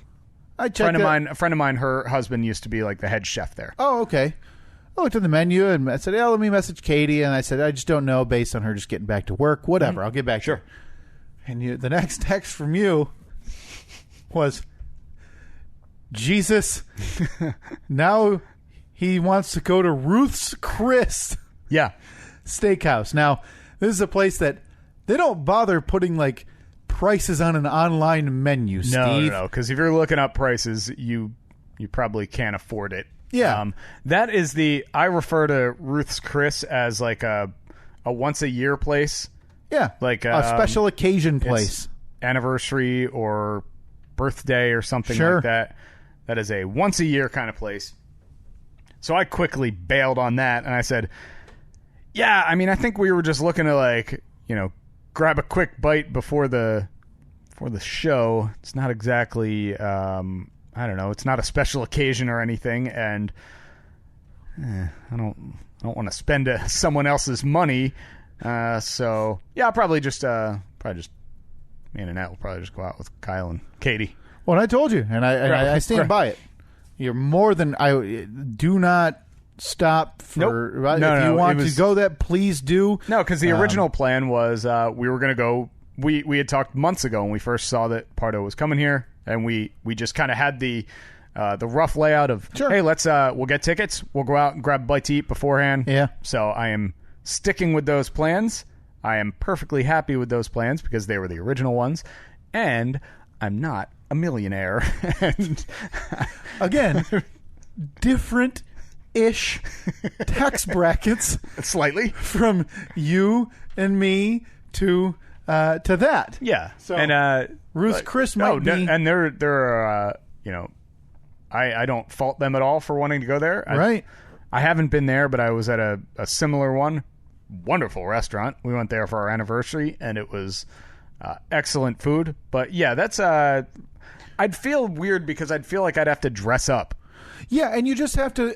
You are going to look weird. So you're going to end up going to a comedy show in some really, really nice attire that might not necessitate that, slacks. Right? I don't want to wear slacks. Not your thing. To the Comedy Cellar. Yeah. And two, that has to be a place, and I totally get it, where you go in and it's like, hey, and I say this when we go on vacation and things too. I said, hey, we're going there to have fun. I refuse to fret or allow anybody to fret about what things are going to cost. Like, I understand it's going to... And that's the thing when you go to a Ruth's Chris. Hey, we're going there for this meal for whatever, a special occasion or because we want to and we deserve it. Don't worry about what's on the menu or don't worry about what the bill at the end costs. do it and enjoy it, that you have to have that kind of spirit. And right now, I just don't. Sure. I couldn't make that work. So sadly, why the steakhouse? Why you mean adding a living being to your family? Right. It costs money. I thought that they were just free. Don't they just give out babies? Maybe the day will come where that is nothing to me. And again, I'm not a steak. I've said this before. I'm not a steak lover. That's just because you've been eating it wrong all these years. I would love, and I will do it. I will bring Katie to one of these very nice steak houses because she enjoys a nice steak, as most people do. So it will happen. It's just, I know. So the confrontation. I think that when you finally have your big boy steak, you don't put like ketchup on. A1. Nice dollop of A1 you don't on even the side. you don't even get A1. Dip the A A1 steak in. Cooked properly does not need A1. I get some Mrs. Dash, some seasoning, some table seasoning. So it's not gonna. I hope you're not thinking that you're getting a Ruth's Chris steak. You're getting like an Olive Garden steak. Good God, no! Where we go when you celebrate the Jeep selling after I'm retired in my 60s. Will be a place that you can get a steak, that is normal priced. I don't need to see the animal being slaughtered and see the cut of meat off of the animal that they're about to cook. Like me. you actually hear it still mooing. Oh no, those come from horses. Oh, yeah, a bunch of neighing. Yeah, horse steak. By the way, update. Got an email just recently. God, from here a woman it is. named Donna asking for my email address so her father can email me about the Jeep. So it's basically as good as sold. Stay tuned next week. The latest disappointment in Steve's Jeep sales. No, I haven't heard. What the hell was that? Maybe I was announcing that she's leaving by jumping on the floor. Is that how it's done? I mean, I don't know how you guys live over here. You don't have kids. You don't have to worry about waking anything up. Maybe instead of, her sending you a text, say, hey, I'm out of here, she gets off the couch and does one double foot stomp. Like a half moonsault on the ground. And she's gone. Oh, that would be disappointing. All right, now I know that we're a little up against it with time. Do we have time for Fast Five or no? We probably should. I've been holding on to mine for 3 weeks. Oh, boy, I think I only have 4 on mine. Oh, no, I don't. I have 5. All right. Let's do them very quick. Yeah, Not a lot of turnaround That's time. why it's the Fast Five. Fast Five. 1, 2, 3, 4, 5, 5, 4, 3, 2, 1. All right, so it is like New Year's Day or something. I updated a few. I looked at it last night. I was like, I can't leave these on here. It's been 3 weeks. All right. The Royal Rumble. Oh, boy. Roman Reigns. Oh, come on, man. The guy's got leukemia. Would you? Oh, yeah. Actually, I forgot about that. Anthony Scaramucci. The Mooch. Wait, he's on the reality show, the Celebrity Big Brother? Yeah, he's the big get. He was like the TV advert. I'll talk about it on the way back because that's how Mooch. sad celebrity reality shows are now. The Super Bowl. Okay, we got the Rams. Yep. We got the Pats. Yep. Boy, am I pushing for the Rams to win. I think Everybody America outside is. of New England. Yep. Yeah, everyone's tired of seeing the Patriots win. Yep. The Fire Festival documentaries. Watched both of them. Did you watch both? Now, what Watched one them did you both. prefer? You know what? We'll come back. Did you like them? I did. Okay. We'll come back. I'll get your thoughts on both of them on the turnaround. And lastly, Roger Stone. Roger Stone. Tell me about Roger Stone. The Donald Trump ally indicted this last week. This'll finally do it. Yeah. That's why I put it on there. Same thing we've been saying for a while now whenever we talk about that this. other shoe's about to drop. Whatever. Tell me when the report's coming. That's all I care about.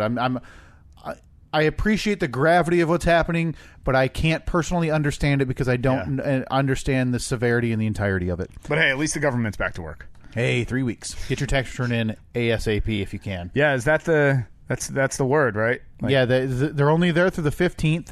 I read a report yesterday that 26,000 IRS workers who were summoned back to work didn't show. Okay. So I would get them in early because who knows what the delays will entail if and when. Well, I think it's going to shut down again on the 15th. I'm not even going to bother. Just wait till April. I'm not even going to bother. Yeah, because the last couple of years I've ended up owing like $100 or wait till the $200 deadline or then, whatever. right? So yeah, I'm not going to do it until then anyway. Well, I got a kid. They give you tax Oh credits yeah, for you that. get a lot of money for that kid, right? I have had my tax return. Has it been done for months? I'm waiting for my W-2. Everything else is filled out. Oh, because you do the TurboTax. Yeah, right? yeah. I Or just the fill it online. out on one of the online forms, and I've been waiting. All I need is my W-2, which legally has to be provided to me by Wednesday or whatever, and it will be filed. So you that essentially afternoon. have to type in what, like 4 numbers? No, I had to type in all like your wages and Right, but I'm saying like to finish. Yeah, That's it. Because Yep. you have everything else filled out. Absolutely. And it's a matter of like, all right, how much did I make? Adjusted. Yep. And this. Got my retirement that. accounts filled in, all the child information filled in, my wife's W-2 filled in, student loan stuff filled in, mortgage stuff filled in. So you're trying to beat the clock. You're darn right. You think that are you getting a decent refund? Daddy needs new furniture. Daddy needs new furniture. Okay, so you basically had a child so you could get a new couch. Mm-hmm. Okay. I'm not. Wait till you sit on it. I mean, we haven't picked it out yet. Oh yeah, this is. But it's gonna be a this nice couch. This kid was worth it for this couch. Before that, the Fire Festival documentaries, one from Hulu that nobody knew the release date of, dropped 3 days before the Netflix one, which had been announced. I love that. I have not watched the Hulu one yet. I watched the Netflix one. What are your thoughts? Loved them both. They're both good for worth watching? for separate reasons. Yeah, I think so. Okay. It's weird though. They kind of blurred together at this point. I watched them both last week, so I don't really remember exactly what was what. But in the Hulu one was good because Billy McFarland, Does the interview? Yeah, he's interviewed throughout the entire thing, and boy, is he unlikable. But he got paid $250,000 Sure. for that. That gave people a lot of pause as to being like, well, I don't really want to support this. This guy scammed thousands of people out of money. Yeah, he's terribly unlikable. But it's funny to watch just to see, like, how did you think you were going to get away with this? Yeah. Remarkable. The Netflix one, the man that they interview who nearly did one of the most ridiculous things in the world to, like, help out the cause. What a revelation. I don't even want to, like, give details on. Just watch it. You have to watch it and wait until the interview with a man named Andy. Yeah. And listen. He appears to be a really, really nice man. He does. And I don't think anyone has ever been more committed to their job than Andy was to his job with the Fire Festival. Absurdly. Ridiculous. That being said, I think he's a piece of garbage because he's associated with that whole Yeah, disaster for to years begin with. beforehand he was too. Yeah, the only thing I missed on the Netflix one that I wish they had more of, and I know the footage is readily available, was the mayhem of trying to get off of the island. Yeah. And I don't know if Hulu provides more of that, but I mean, the descriptions of the people trying to get off of the island and the people trying to, and at night, the people trashing their sites. That's fascinating, but the entire build-up, what a train wreck, and obviously the leader of the whole operation, Billy McFarland, like you said, serving 6 years in prison. Yeah. Arguably, many more people should be serving time in prison for this, including his Ja Rule, CEO. yeah. Ja Rule should be. The guy Grant, who headed up part of the operation, should be in jail. What an unbelievable scam. So check those out, Hulu and Netflix. Yeah, watch them both. They're both good. For that, the Super Bowl, Rams, Patriots, like you said, I think the American public rooting for the Rams pretty collectively. Yeah, not even because I'm like anti-Patriots or anything. Whatever. They're a dynasty. They're like one of the greatest, probably the greatest football team ever. But yeah, they've won a bunch of Super Bowls. But I really like I like that. Is it Sean McVay? Yeah, young Mr. Handsome. Yeah, he's like 32 years old. Yeah. He's a superstar coach of the Rams, and he just seems like, I don't know, you want to see him win it. Like he's the new like the new prototype that everybody is going to try and build their team after, and everyone wants their coach to be like him. There was something on I think it was ESPN the other day. We were sitting in the studio, and I just looked up at the screen, and I think we were talking about it, and the crawl at the bottom of the screen says, like, why is Sean McVay the new, the new model of football coaches? Like, I don't know, maybe because he's won a lot of games and he got him to the Super Bowl? Like, that seems like a really stupid and obvious question. Yeah. That would be like asking the question, why do teams want a coach like Bill Belichick? I don't know. Maybe because he wins a lot. He's really good. He he's already touched the NFL so much that the Cincinnati Bengals are hiring a guy who worked with him years ago and is the quarterbacks coach in L.A., Zach Taylor, who's a quarterbacks coach, not a coordinator, nothing else. The most fascinating thing I've noticed about Sean McVay, Steve, have you seen these videos and profiles on this guy? The Rams have a fully paid position that is The Get Back Coach? The Get Back Coach. Yeah. I sent you the link. I didn't know if you'd seen it, but a guy whose sole job is to follow McVay. It's not his sole job. It's his sole job on game day. On game day. That's what I mean. Yeah. Yeah, he's a strength and conditioning coach. He follows McVay around, and when McVay is either too close to the sideline or getting a little amped up at a bad call or whatever he thinks, He pulls him back. Yeah. That's his job It's on game crazy. day. And it's crazy because they have ESPN has a whole supercut of this guy. Literally McVay pulling him back. does not even realize that this guy is there. No, it's just like it's he second is so nature. focused on what's going on. Unbelievable. It's insane. Before that, Anthony Scaramucci, the big get for Celebrity Big Brother. That's right. The big get was mooch. a guy who was the press secretary for 11 week? days. Yeah. The mooch. Back in the public eye, Steve. So I anticipate now until whenever he's eliminated from the show, you'll have a headline a week. Like Scaramucci says working in the White House was the pits. Or something, every other week Right. it'll be something different that Scaramucci said on the show. Do you think he'll always wear a suit? Because I can't picture him without a suit on. Oh, he's like a soprano, like from The Sopranos, but dumber. He reminds me of Jackie from The Sopranos. Yeah. A little bit, yeah. Hopefully without the domestic abuse. Yeah. But he looks he has that look to him, Yeah. right? So yeah, he's on Celebrity, and I just couldn't believe that was big. So who are you pulling for? Who do you think's going to win? What's that, Celebrity Big Brother, right? So the mooch. Your money's on the mooch. I couldn't tell you. Oh, I'm sorry. Kato Kalin. That's right. The guy who's famous because he was in a guest house of O.J. Simpson when Nicole Brown Simpson and Mark Goldman were murdered. So he's famous for living in a house. That's right, folks. Famous for living in a house. Famous house liver, Kato Kalin. Lolo Jones on there also appears to be incredibly Lolo unlikable. Jones She was the hurdler. Okay, yeah. Who was in the news. Oh, see, I'm getting her mixed up with Hope Solo. Oh, no. The serial butthole picture taker. One of them can't stop taking photographs of their very own rectum. The other is a former Olympic hurdler who, for whatever reason, I don't know why she was unlikable, but internet not a big fan of her, but noted like public virgin, kind of like Tim Tebow. Joey Lawrence on that show.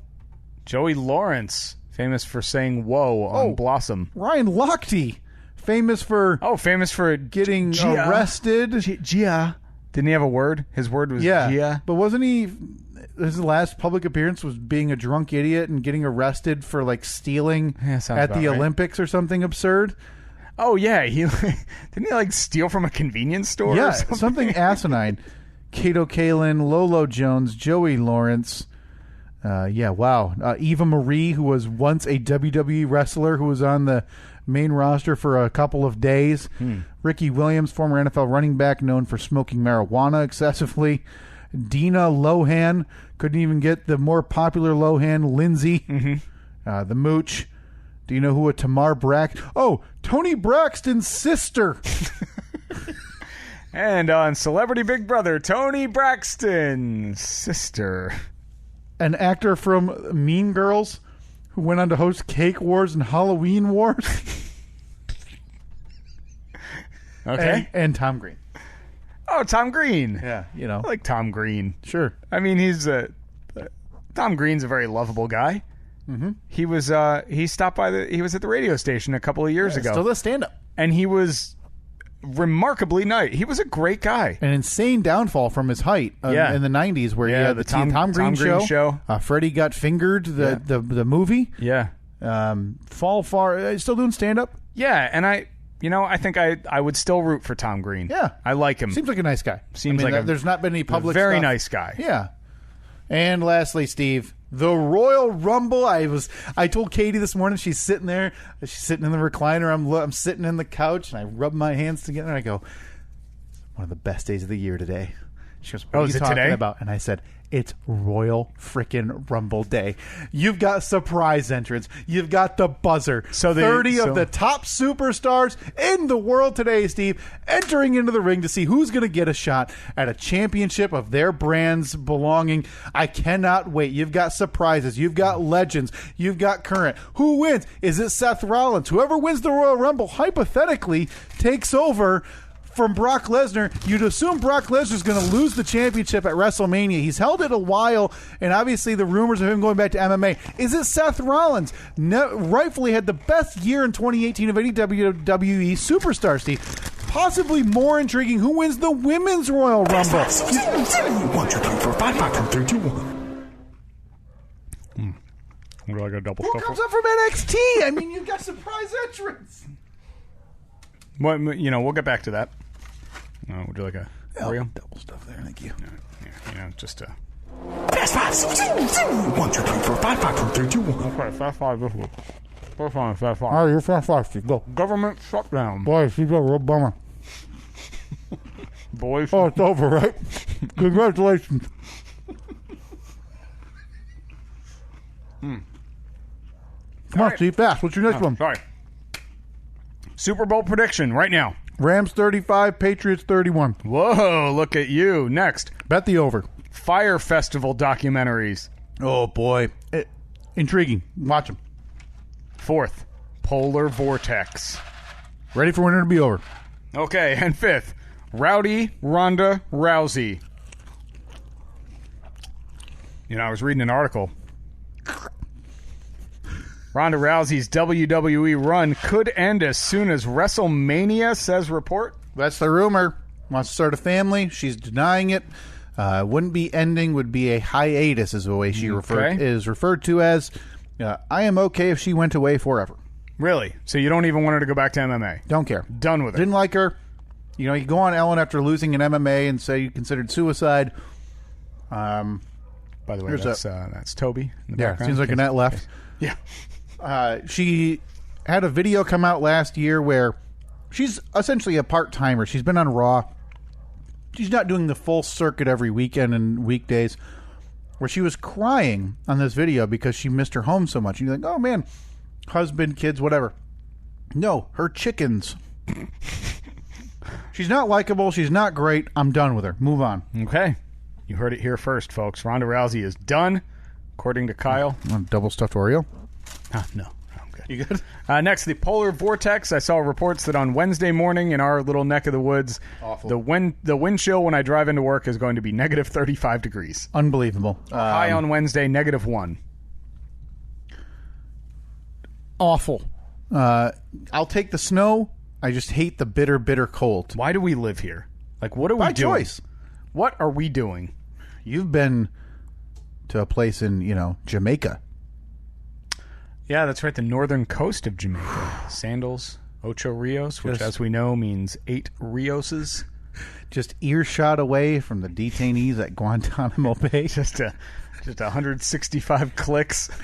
It's like 2 skips of a stone away from hitting a terrorist. What do you think the longest stone skip has ever been?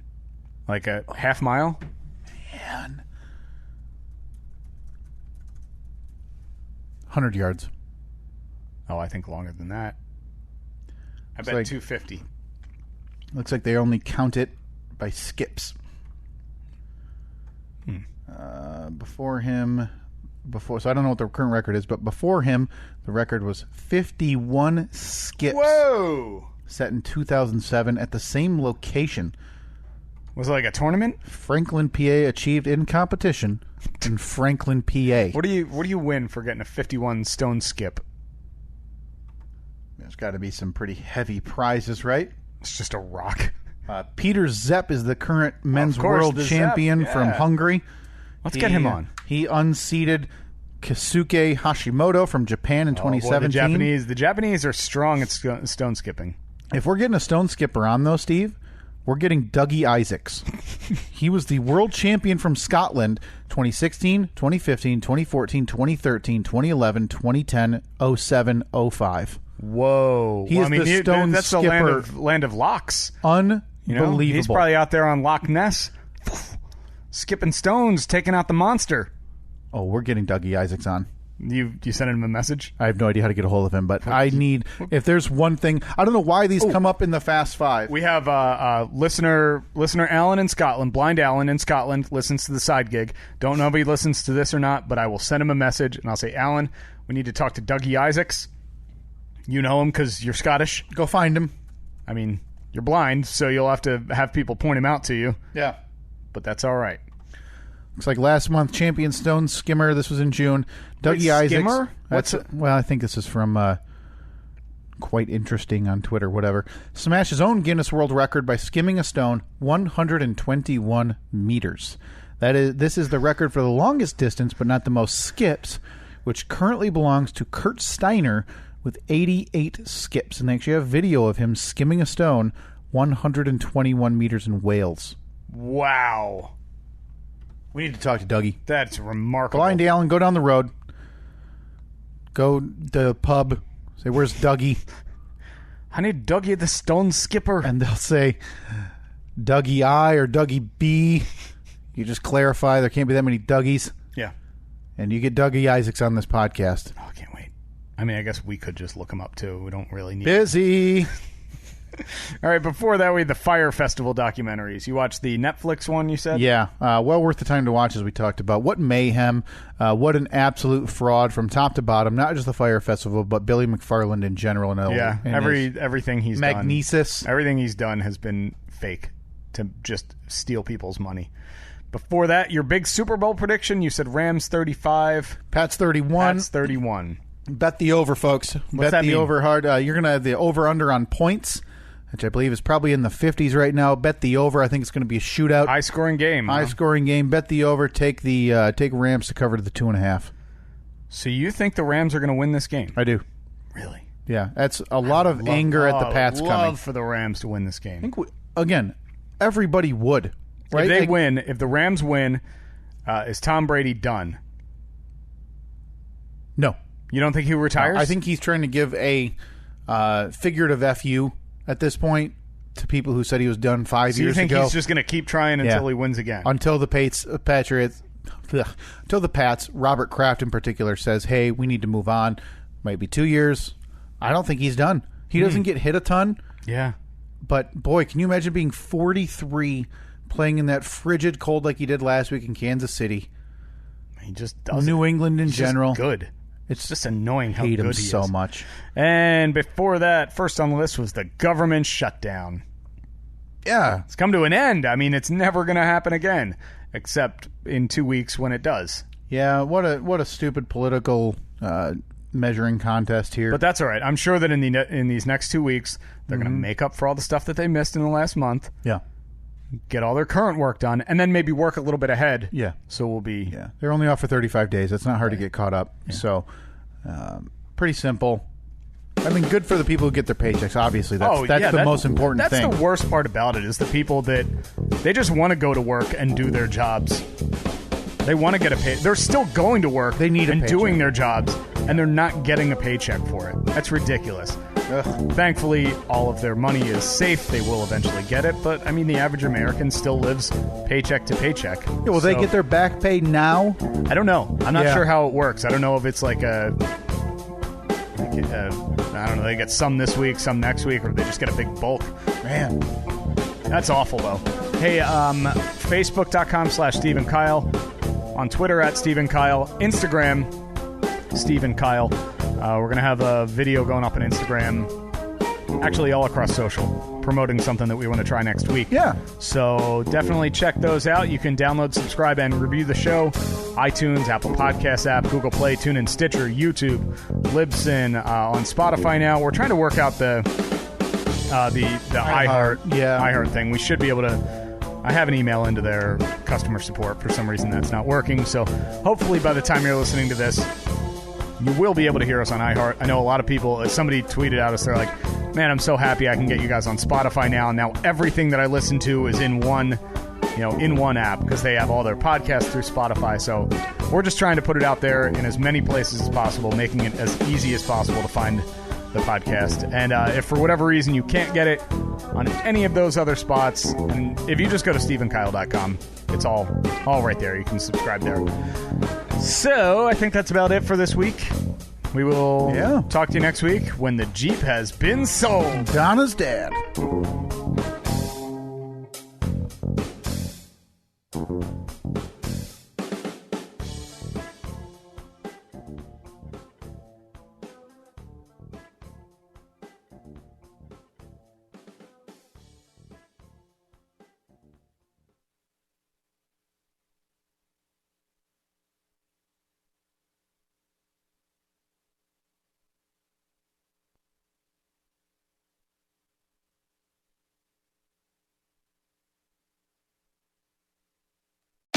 Welcome to another round of Boardroom or Miro Board. Today we talk retrospectives with Agile coach Maria. Let's go. First question. You've spent 2 hours in a team retro, but the only input you've heard is Dave's. Boardroom or Miro Board? Boardroom. In Miro, Dave can't hog the space because everyone can add thoughts anonymously, online, at the same time. Correct.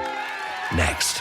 You need the team to act on feedback fast, so you turn all those retro notes into Jira tasks instantly. Miro all the way. And I can assign those tasks to teammates. You're nailing this. Now, you see hundreds of sticky notes from the retro. A real mess. But you organize them into 5 themes in just seconds. Miro, I basically get back an entire hour when I use its AI tools for clustering. And she's done it. Join over 60 million people running actually enjoyable and actionable retros in Miro. Get your first 3 boards free at Miro.com. That's Miro.com. Wondering what to say to someone who's been sexually assaulted or abused? I believe you. I'm so sorry this happened.